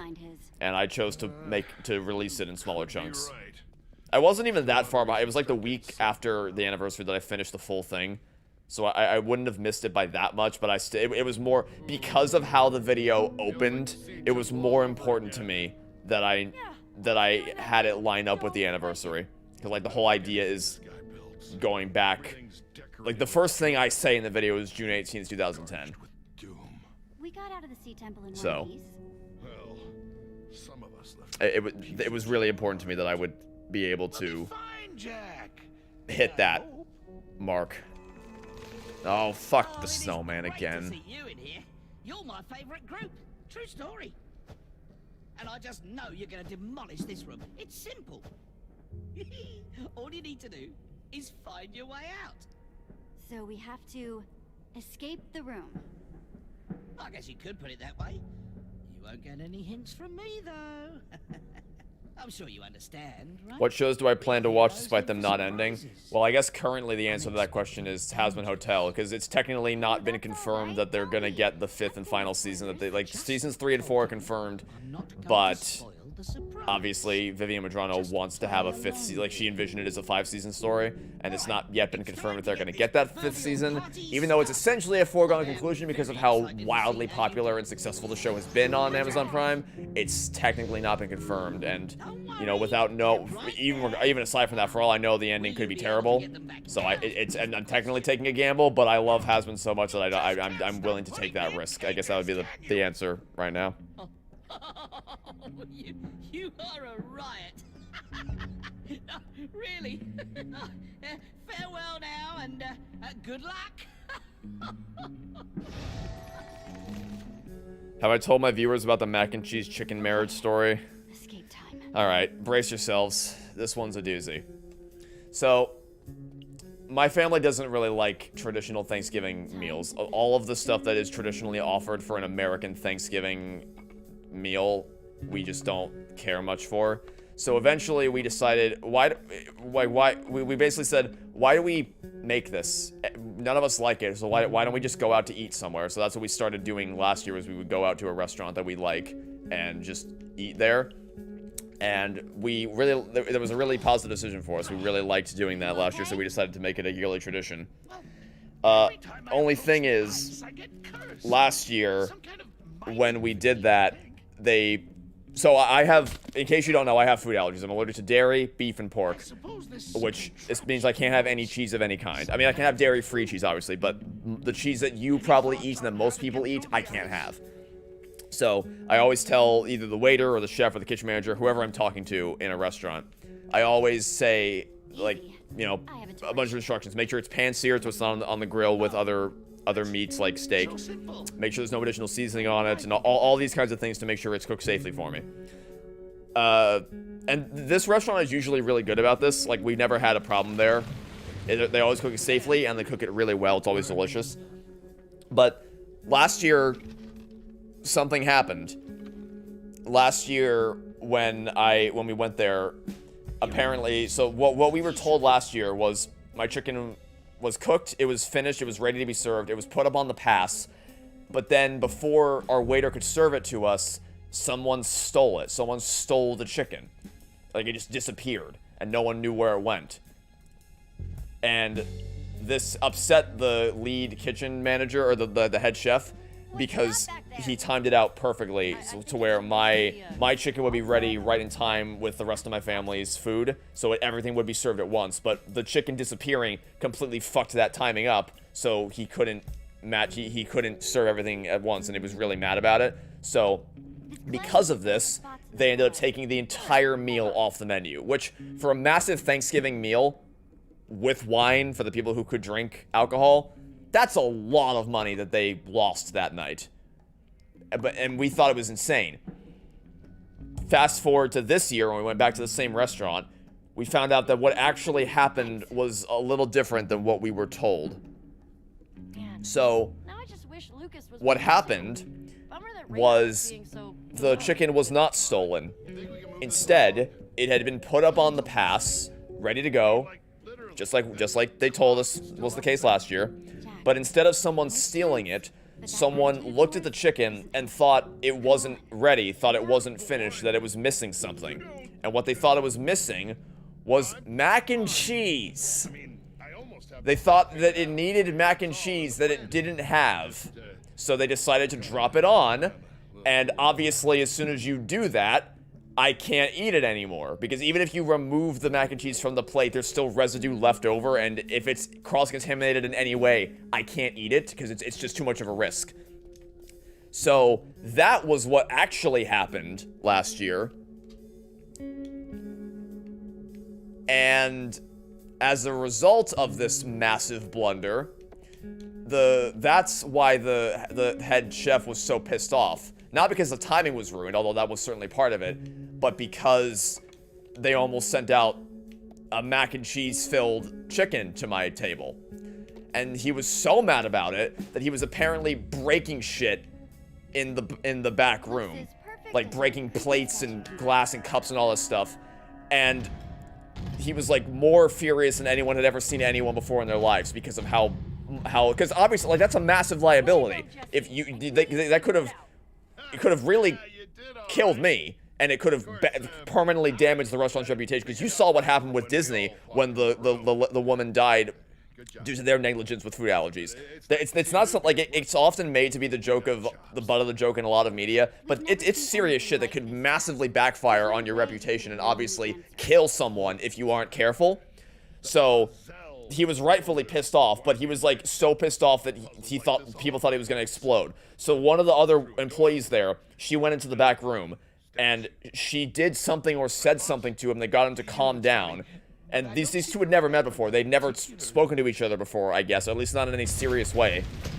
But she was somehow able to break through his emotional barrier, get him to calm down, come back down to planet Earth and stop seeing red. And fast forward a year later, and they're engaged. They're on track to being married. I can't believe that that's how it all unfolded. But that's what happened. Just need to make something to activate that redstone circuit again. There's got to be something in here we can use. I don't get it. It's unbelievable to me that some idiot put mac and cheese on a chicken, and then that domino affected into the head chef finding love in his life. That's not what I wanted to do. I don't get it. But it makes for a very strange story, I guess. People do like strange stories.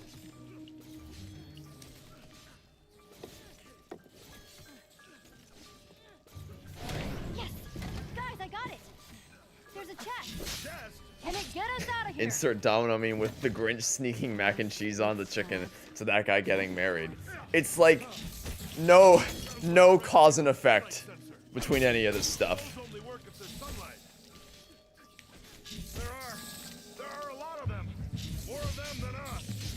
Yo, maybe if you stopped pulling my camera away and let me actually do things, I could have done this by now. Let's see. One daylight sensor coming right up. Yeah, hopefully you enjoyed that story while I was making my way through that little puzzle section. What is the radar path? I don't know what the other... Like, is it just more puzzles, or is it something else on the Lucas radar path? Are you sure? Yeah, of course, completely. It's just you just put it down. Just fucking put it. You literally just put it down. Just put it down. Why are we? This is the amulet shit from episode 3 in season 1 again, where they're arguing over something so stupid. I thought it should be working. Problems, Jesse? We don't have time for problems. Give me a minute. It's like fighting over the amulet shit. Like, it literally doesn't matter who holds the amulet or who puts the daylight sensor down.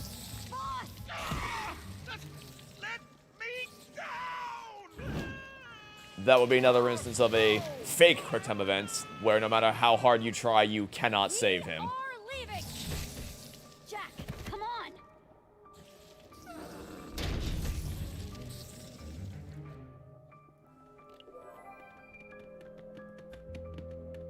You shoot targets and you fight golems at the shooting gallery? Okay. Sounds boring, but I guess if you don't like puzzles, I can see that being... Like, I can see certain people enjoying that more, but, I definitely prefer this path. Even though it's nothing complex. None of the puzzles in this game are particularly complex, but it's something. Helped him. You could have saved him. Oh, I fucking hate it when games do this. Trapped. It was impossible. It was literally impossible. It was impossible to save him. Sure, maybe. I hate it when they morally grandstand you over shit that they just don't allow you to do. Like, well, you could have saved him. You did nothing to help him. It's like, no, you didn't let me do anything to help him. You literally didn't let me. I couldn't even if I tried. I did try. Didn't work. The room, it was too much for us. There were arrows and snowballs flying everywhere. Jesse, I did the best I could, but... Did they ever identify the rogue mac and cheeser? If they did, they would never tell us because that actually is like a viol. Like I, for the sake of privacy, you wouldn't want to ruin. You wouldn't want to be like, yeah, it's that asshole over there that put the mac and cheese on. You keep that stuff behind closed doors because you don't want to let customers into that kind of drama. Also, it wouldn't surprise me if that guy is fired now. Right now, it wouldn't surprise me if he just doesn't work there anymore. Because, I mean, you know, it's not exactly an incident. Even if it was the first time that guy ever did something like that, it's a pretty significant blunder to put mac and cheese onto the plate of someone with a severe dairy allergy. I would say that is a fireable offense. It wouldn't surprise me if the guy got fired for doing that. Or the lady. I don't know who it was. Maybe next year we'll find out who it was. We'll find out that there's another layer to the story, some emotionally scarring backstory. Like, we'll find out that it was someone I knew in high school who was the rogue mac and cheeser, who was like seeking revenge for something. That'd be funny. That'd be really funny. If there was like each Thanksgiving we unravel a new layer to this fucking story. One condition, though. Get off me, you! Hey! Oh, man. Not good! No! What's he doing now? No! Oh, is he dead? Let's see how our bucko does on his own, eh? What do you think the chances are? Without Jesse? Non-existent.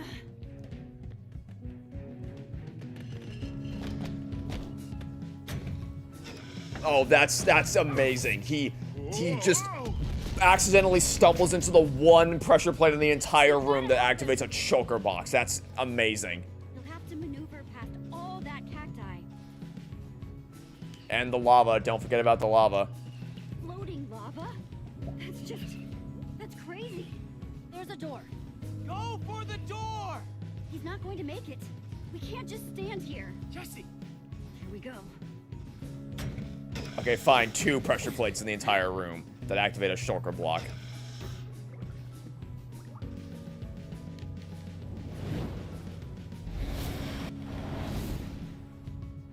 You know, 0G movement is something that you need to get accustomed to. Like, it's not something you can just do. It requires an incredible amount of strength and body control in order to do something like this.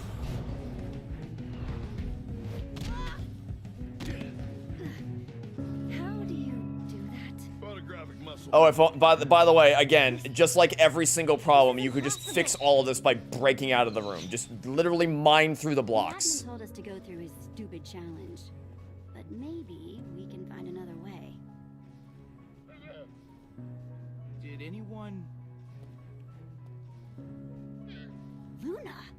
If that llama can get to the other side of the wall, so can we. Oh, we... Oh. Never punching through that. I hate it when they do this! they're so bad at it. They just selectively forget and remember that they're in Minecraft and whenever, literally it's just whenever the writers run out of ideas, whenever they can't think of a better way for them to escape a situation, they just go, fuck it, have them break out because we are in Minecraft after all. It's so bad.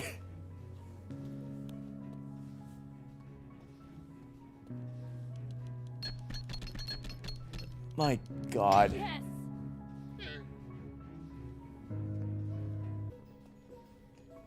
I love writing. That's like the third time I've said it this episode, this stream, but I just. Where we're headed to. Hate to point out the obvious, but we can't climb. Oh no. Have a great rest of my day. Thanks for tuning into the stream, Alan Doyle. Hopefully you enjoyed me gradually losing my collective mind playing this game.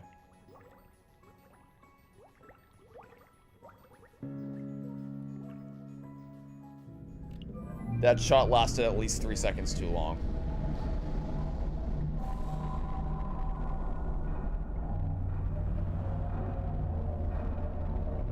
What do I think of the OG Zoophobia Viv series? I have no clue what that is. I've never seen it, or read it, or watched it, or whatever. I don't know anything Vivian Madrano did pre-Hazbin Hotel. Yeah, no kidding. Hey, he said get to the clock, right? So we're getting to the clock. Yeah, I guess it's still winning. Gotta leave. You should have watched it. You missed. Well, you're not gonna miss much because I'm pretty sure we're coming up on the end of episode 2, and I only have a plan on doing 2 episodes today. There was a chance that I would do the first 3, but I'm legitimately at my wit's end with this game. I need a break. I need a break. We'll come back either next week or it's because December is gonna be a crazy month. Not in terms of videos. Like I said, I'm kind of taking a back seat for video stuff until the new year. But just as far as personal life, because it's the holidays, so a lot of things get ramped up when you get around the holiday season. So I'm,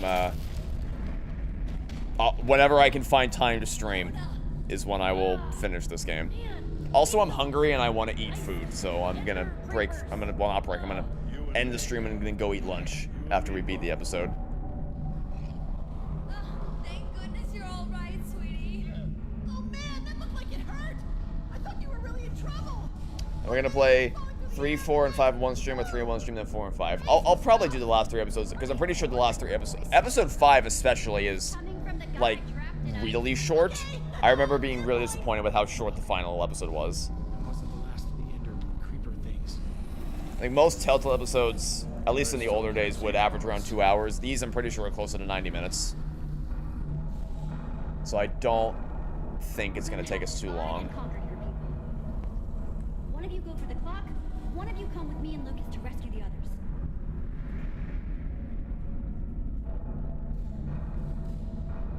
Guys, we're running out of time here.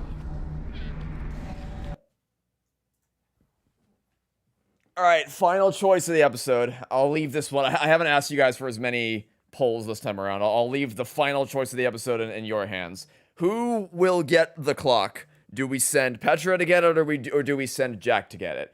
Who's going to get the clock?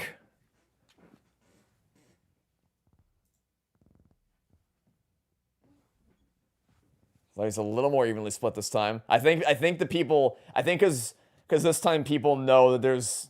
Well, actually, I won't say anything. I won't say anything. Tell me it's stuck at 50. Oh, is it actually stuck at 50? Oh, there we go. Okay. Slight majority in favor of Jack. Will Jack reign supreme?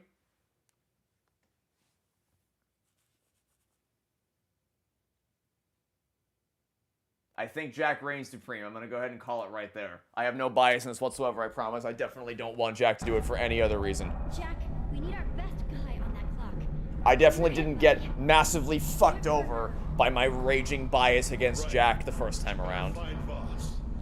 I definitely didn't get completely shell-shocked by the ending of this episode.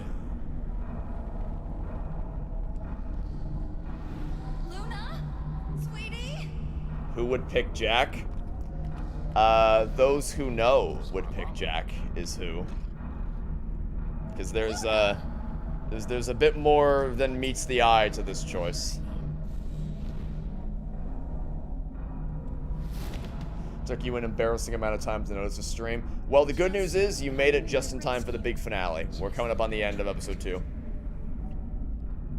I'm just so glad you're okay. I was worried. Ha!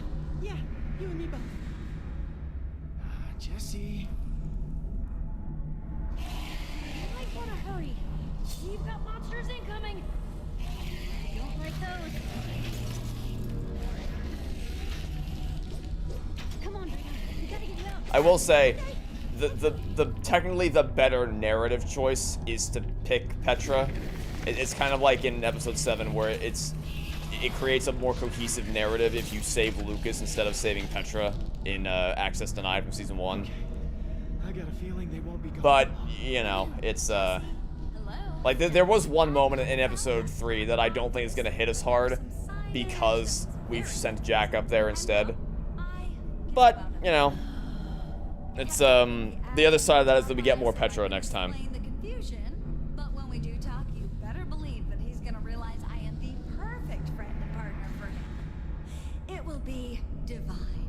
You know, Stella, now that I think about it, you and the admin would be perfect for each other. Have I seen Stranger Things 5? I have seen the first episode, and I am pacing myself because I waited 3.5 years for season 5, and I've been following the show for 10 years, so I am not racing through this. I am going to take my time with this season. Okay, fine. Just I don't want that was a problem that I had in high school, was I would just race through things, and I never really took the time to smell the roses. But once I started realizing that, like, excited though I may be to devour things as quickly as possible, because I'm just so excited to play it or watch it or whatever, it doesn't really, it doesn't hit as, you don't really get time to fully soak it up and enjoy it when you're just ravenously consuming things. See, we wouldn't have this problem if Netflix would just commit to a normal release schedule and release the episodes weekly. But, that is not the timeline in which we live, unfortunately. So we're stuck with a stupid batch release hybrid solution thing. But yeah, I've seen the first episode, and the first episode's really, really good.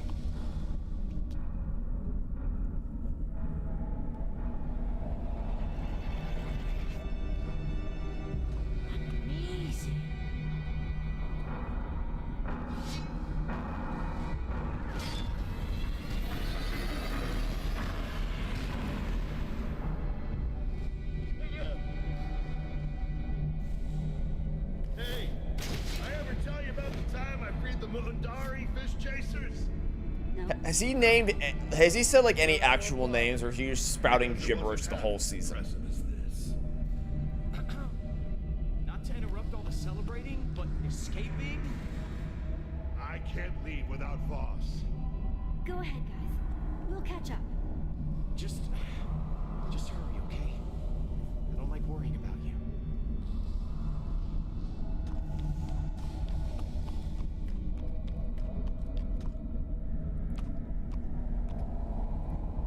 What's your angle? Waiting around for the admin.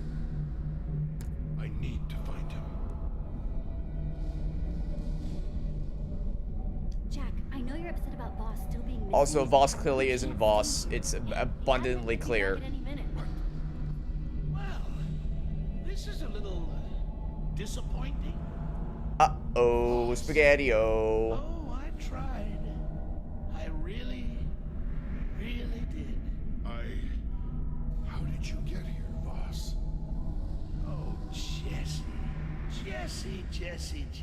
I just don't understand you. Letting your friends go. Jack was supposed to prove himself, but you just coddled him every step of the way. True. Losers are supposed to lose, Jesse. Boss, friend, what are you doing? Hang on. I've heard that before. Of course you have. I've been saying it the whole time. Not this body, of course, but... What? It's the big reveal. Haven't you figured it out yet? You don't. Bum bum. Bum bum. Ba-da-da-da-da-da-dum-bum. Bum bum bum. Oh, you are a smart cookie, Jesse. Of course I am. Voss. The whole time? No, not the whole time, you nitwit. The real Voss would never have survived. Obviously, I don't know why that wasn't immediately a glaring red flag for literally everybody. It takes to really be my friend, my partner. Such a pity. Such a waste. Are you serious? I would never be your friend. You're nuts! And you? Oh, well, you are incredibly bold. And actually incredibly bored. You mild mispronunciation there. I just wanted to say that I would love to be your partner. But you lost. Technically, yes, but unlike them, I actually appreciate what you're offering. You don't say. Yeah, you two belong together, all right. Just a couple of selfish wackos. I'll take Speaking that of as a wackos, they don't want to whack me in the head with a sledgehammer. Appreciate you saving me. Love ya. Mean it. But you obviously don't understand the magnitude of what this paragon is offering. It's almost over. We're almost there. It's like 2 more minutes, if that, and then we're done. See, she may not have the skills, but that is a terrific attitude. Your attitude on the See, other this is hand, total bullshit because no matter what attitude you have with the admin, it doesn't matter. nothing that hurts He'll still screw you over here in the end. I made this for you. Just for you. And how do you repay me? It's interesting you say that because I literally could not have gotten to the end by myself. That whole puzzle with the spider face could not have been beaten without people to help. It is just strictly a numbers game. You need additional people. Because you're crazier than a poisoned potato. See, now you're just being rude and lashing out. And I don't care for it. I gave you so many chances.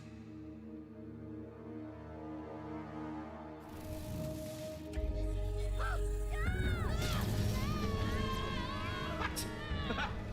It hasn't all been to waste. No, no. You might not be worthy. What? Technically, Jack here was the winner. Oh, don't get me wrong. There are quite a few flaws we'll have to work through, but we'll get there. In time. No, you can't. Jack! Where did he go? Oh, don't even worry about it. It's not for a loser like you to worry about where the cool people go. Jack! No! Shh. Like I said, not for you guys to worry about. The only loser I see here is you. See, like, this obviously would have... I do kind of like that they weaponize your own attachment to the characters against you. Like, obviously, whoever you prefer is who you're gonna vote to send up to the clock, which is who is ultimately gonna be sent away to wherever the admin sends them. To a place where you'll never see the light of day. Ever again. Which is why I say there's a scene in episode 3 that isn't gonna hit quite as hard because we sent Jack up there, but I am curious in seeing how it affects other... Because I guess you could argue it either way, because obviously Jack isn't gonna be with us for most of episode 3 because of this. So we aren't gonna have much of him, and then the other way around is we wouldn't have Petra with us for most of episode 3 if we sent her up to get the clock instead. But it also means that there is going to be a scene, a big scene with Jack that would have had a lot more value if it was Petra instead. But oh well, I don't care. It's over now. Oh, we'll worry about it next time. Apparently 25% of people left Lucas in charge, which sounds insane because people love Lucas. I don't get that at all. Most people told her she wanted adventure. Yeah, that makes sense. Wow. Wow. Wow. 20% of people... 80% of people chose to go with Radar over... Because it has to be because of Radar, because if we recall from earlier, people apparently wanted Lucas in charge way more than they wanted Radar in charge. But then come here, I guess that those numbers all come from Radar? And no one wanted to go with Petra and Jack? No one? I would not have expected that at all, and this was a little more evenly split. And that one's even more evenly split. Okay. Wow. That's actually kind of surprising.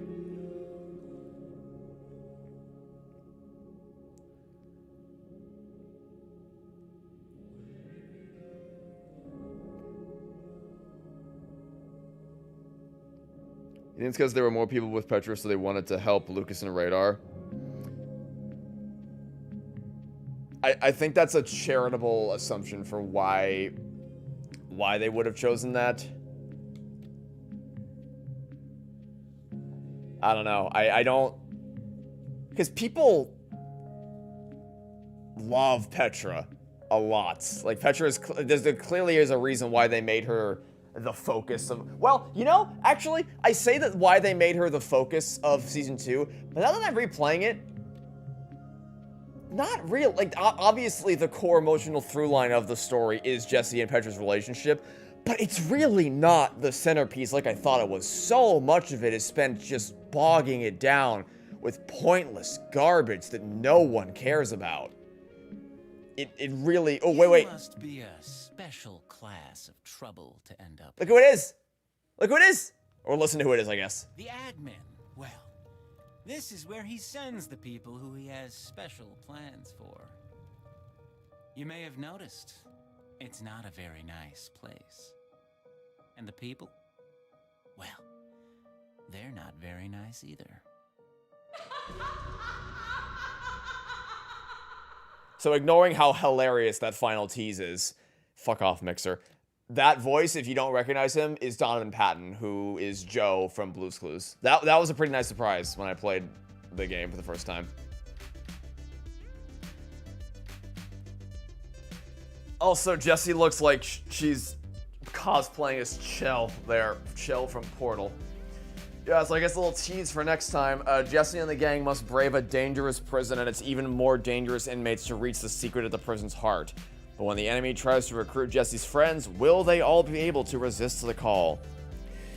Yeah, so episode 1 was the Sea Temple, episode 2 was the Ice Temple, and then episode 3 is the Prison Temple. It's just, it's you're stuck in the prison the whole episode, and you gotta try to get out. So even though, like, the story is technically begun, we still really don't even know what's going on with the admin or anything. It is clearly just a case of we're just jumping all over the place, throwing a bunch of shit at the wall and seeing what eventually... Despite it theoretically having a more cohesive artistic direction because it's all operating under Eric Sturpey's command as the lead writer, it really doesn't feel like that. The episodes 1 through 4 felt much more clean with, hey, this is the Witherstorm arc. Witherstorm's wrecking the world, and now we gotta stop it from wrecking the world. This is just... I don't know what this is, honestly. But, oh, shit. I accidentally, did not mean to click on that. Had a little bit of an echo there for a second, sorry. Yeah, that is the first 2 episodes, or those are the first 2 episodes of Minecraft Story Mode Season 2. Hopefully you enjoyed watching me play through this, although I wouldn't blame you if you were as bored as I was, because this was a struggle to get through, I gotta be honest. God, you didn't pay €70 to get a secondhand physical copy of this game. Yeah, I don't remember what I paid for this game, actually. I think $30 was the standard. I think either $25 or $30 was the standard price for new Telltale games, and then it dropped to $20 after it had been out for a while. So I probably paid $30 for this in total. Which, you know, I mean, I don't regret spending money on it. I got my bang for my buck in high school. What matters is that it did what it needed to do for me in high school, and I will always have a soft spot in my heart for that reason alone. But while there was... I don't know, am I willing to say that Season 1 had more merit to it? I don't know. I mean, they're both a giant mess, let's be clear. They're both a complete cacophony of awful writing. But the main thing that I was kind of relying on and banking on being really strong in Season 2 was Jesse and Petra's relationship, and I'm not impressed by it like I expected to be. But the big scene is still yet to come in Episode 4. And I gotta believe that episode 4 scene is at least going to be as good as I remember it being, because that's... I remember being legitimately emotionally impacted by that when I first played it. And but again, I don't know how much that had to do with my emotional state at the time and what was going on in my personal life versus the merits of the scene itself. I don't know. But I guess we'll find out next time. The mac and cheese story was more interesting. I'm glad you think that. Not for the game's sake, but for my... I feel like people always tell me I should like, compile all those types of stories and put them into a book of some kind. Or just do something with them. And I could. You know, there are consistent narrative through lines from middle school to high school. There are arcs that people go on. There's rising action. There's the climax. There's denouement. There's constant... It's a whole thing. But, I don't know. I just don't... There's just too much else I want to do. There's too many other projects I want to work on. That's not really a priority for me right now, but... I'd be lying if I said that I haven't thought about how I could turn all these stories into some kind of more substantive project. It's just not something I have the time to really dedicate to at this current point in my life. Does the prison in Bedrock get better? Episode 3, from what I remember, no. I don't think the next episode is very good at all. Episode 4 is the one I'm banking on for being really, really good, or at least parts of it being really good. I remember loving episode 4 when I played it the first time, and then episode 5 was kind of a disappointment because it just felt like a... I mean, the actual final battle against the admin, I think, is pretty good. It's pretty... cringe lines aside, because Jesse does have one really, really cringe line in the final battle. I think the actual ending of the season is pretty strong. It's just that you gotta wade through a lot of shit to get to that point. But who knows? I really don't know. It's like I said at the start of the stream, season 2 is kind of like just wandering in the darkness. There's broad strokes that I remember. I could tell you, like, I could give you a vague outline of what happens in each episode. But unlike season 1, where I was pretty familiar with it, I'm not nearly as familiar with this season, so we're kind of going in ready to be surprised. This will be the more... This season 2 was the one that was most up for a reevaluation as far as seeing how well it aged compared to my original experiences with it. Only one episode in the whole season is good. Well, I don't know. I don't know. I mean, so far, I wouldn't call any of the episodes... I wouldn't call either episodes 1 or 2 good. From what I would not say that either of these episodes were good. And it's up in the air. Like I said, I'm not... We'll just as always, we'll be going into the next 3 episodes with a fresh mind and a fresh perspective and open mind and a hope that they will improve and that they will be better than I remember being. My hopes are just not very high right now. I don't have much reason to expect that they will be good, but I hope that they prove me wrong. I hope that they end up being better than I remember.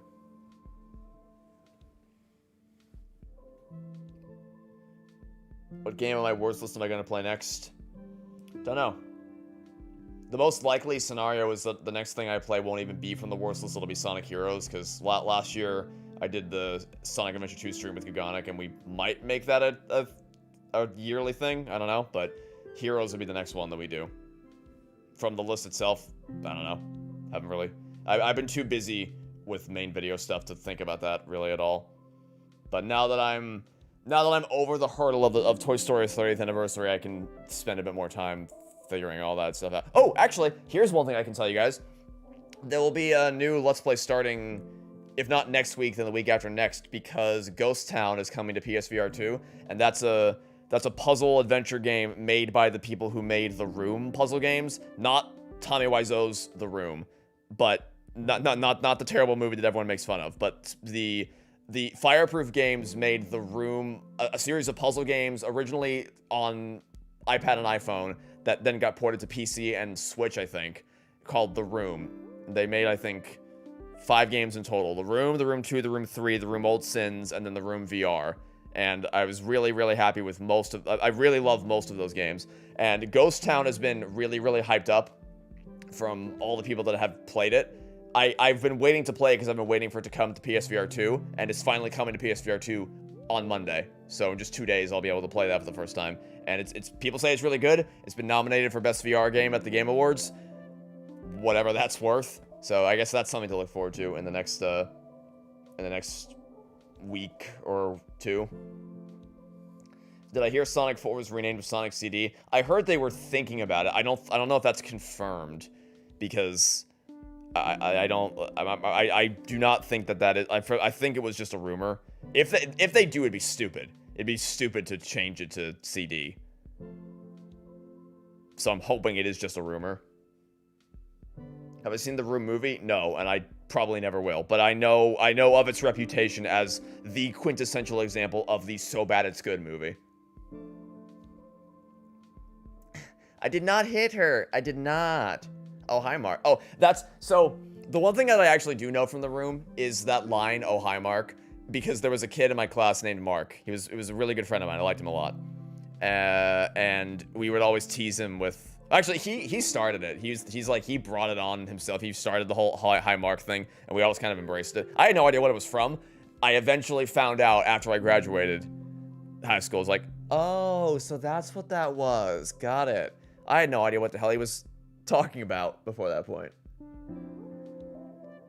Lotso was Stinky Pete. I'd say Lotso was the better villain.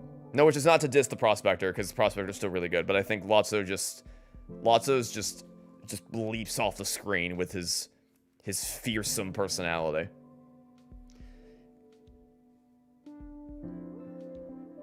Yeah, I haven't seen The Room, but I have seen Room in 2015 starring Brie Larson. That I've seen, and that movie's really good. Highly recommend Room 2015 starring Brie Larson.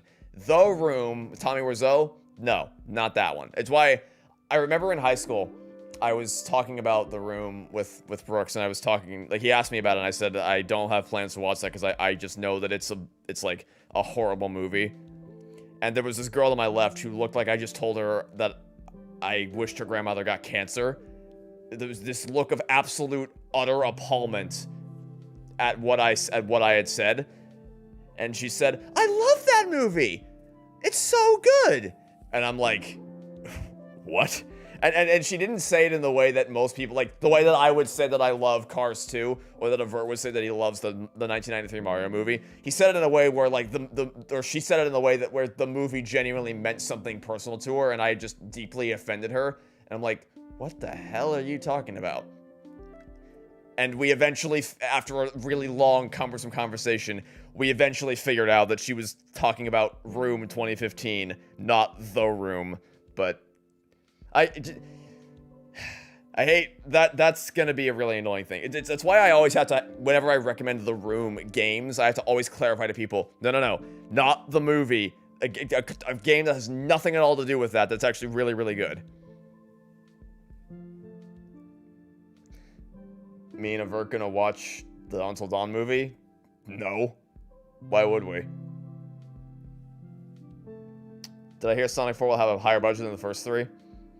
I did not, but if that's true, it makes sense, because the movies are incredibly profitable for Paramount, so it makes sense that they would be willing to put more funds into the projects. Thoughts on Hit the Target from Stampy's Lovely World? I had a lot of nostalgia watching those videos. The Hit the Target videos were some of my favorites that Stampy did. Does anyone in my family watch Hazbin Hotel and or Hell of a Boss? Surprisingly, yes. Surprisingly, yes. I showed when I was at my parents' house last year. I said, I don't know how this is gonna go, but I've been watching this thing recently, and I kind of want to see what you guys think of it. So I put on the pilot for them, and Hazbin Hotel is not a show that you have your parents watch. That's not the kind of thing you show to your family members. But they watched it, and what they said was, I'm not exactly sure what I just watched, but I want to watch another one. And then it didn't take long for them to actually end up really liking the show. So, surprisingly, yes. They have not seen Hell of a Boss. I do not think they would like Hell of a Boss. I'm not too fond of Hell of a Boss.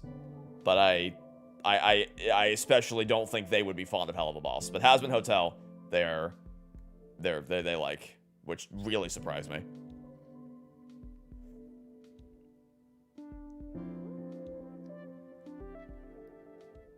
Did I hear that a VR support tag was added to the Secret of the Mimic Steam page and then removed? No, I'm not following that. But they got it. They promised that they were going to have a VR mode. They said that the first playable demo of Secret of the Mimic was the first means through which anyone could play that game was in VR. It would be insane if they pulled a 343 and promised this feature and hyped it up and then said, fuck you, we're actually just canceling it. There's no way. There's actually no way they would do that. I refuse to believe it. They've got to just be taking a long ass time to get it ported to VR. That's the only explanation. I am not willing to believe that they just canceled it outright.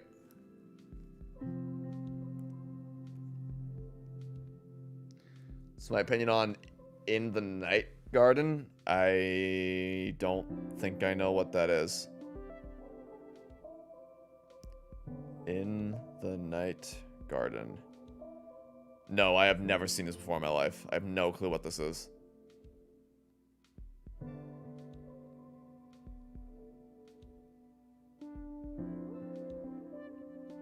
British preschool children's television series. Written and composed by Teletubbies co-creator. Well, I never even watched the Teletubbies, so I guess it doesn't surprise me that I haven't seen this either. Why do I hate Mario Kart 9? I don't hate Mario Kart World. I just don't really care much for it. I might like it better. We'll see what happens, because I'm sure when Christmas time comes around and I play the Switch 2 with my family, which usually happens every year, I'm sure we'll play Mario Kart World, and maybe if we play in versus mode, just playing the tracks as courses and not having to do any of the stupid intermissions, I might like it more.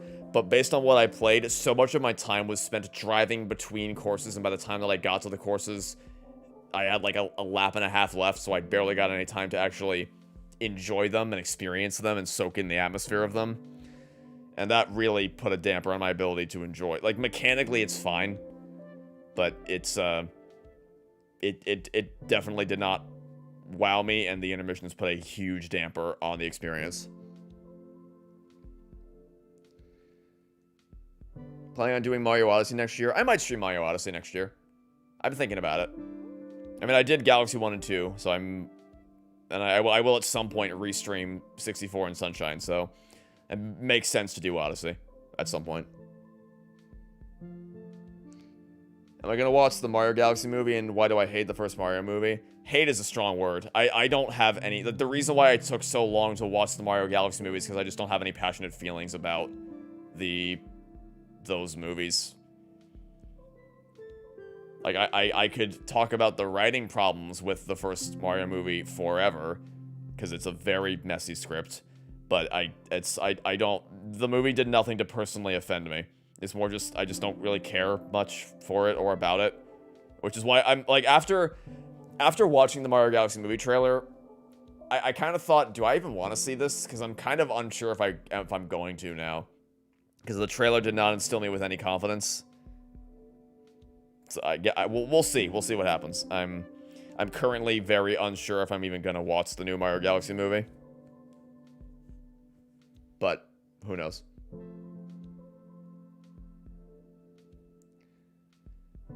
Do I want Eggman to stay dead? Yes, because if Eggman, they better not revive him in Sonic Movie 4. If they want Jim Carrey to come back, they can have him disguise himself as Metal Overlord, or disguise, like, do the other way around. I mean, have Metal Sonic be hiding behind the veil of Dr. Robotnik, just like they do in Sonic Heroes.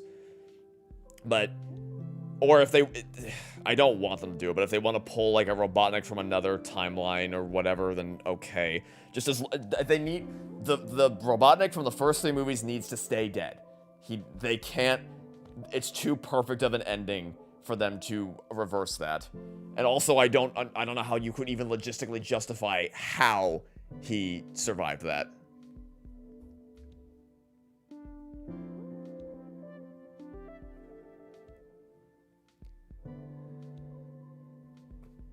Okay. Well, I'd like to stick around and chat some more, but I am starving. I need to eat lunch.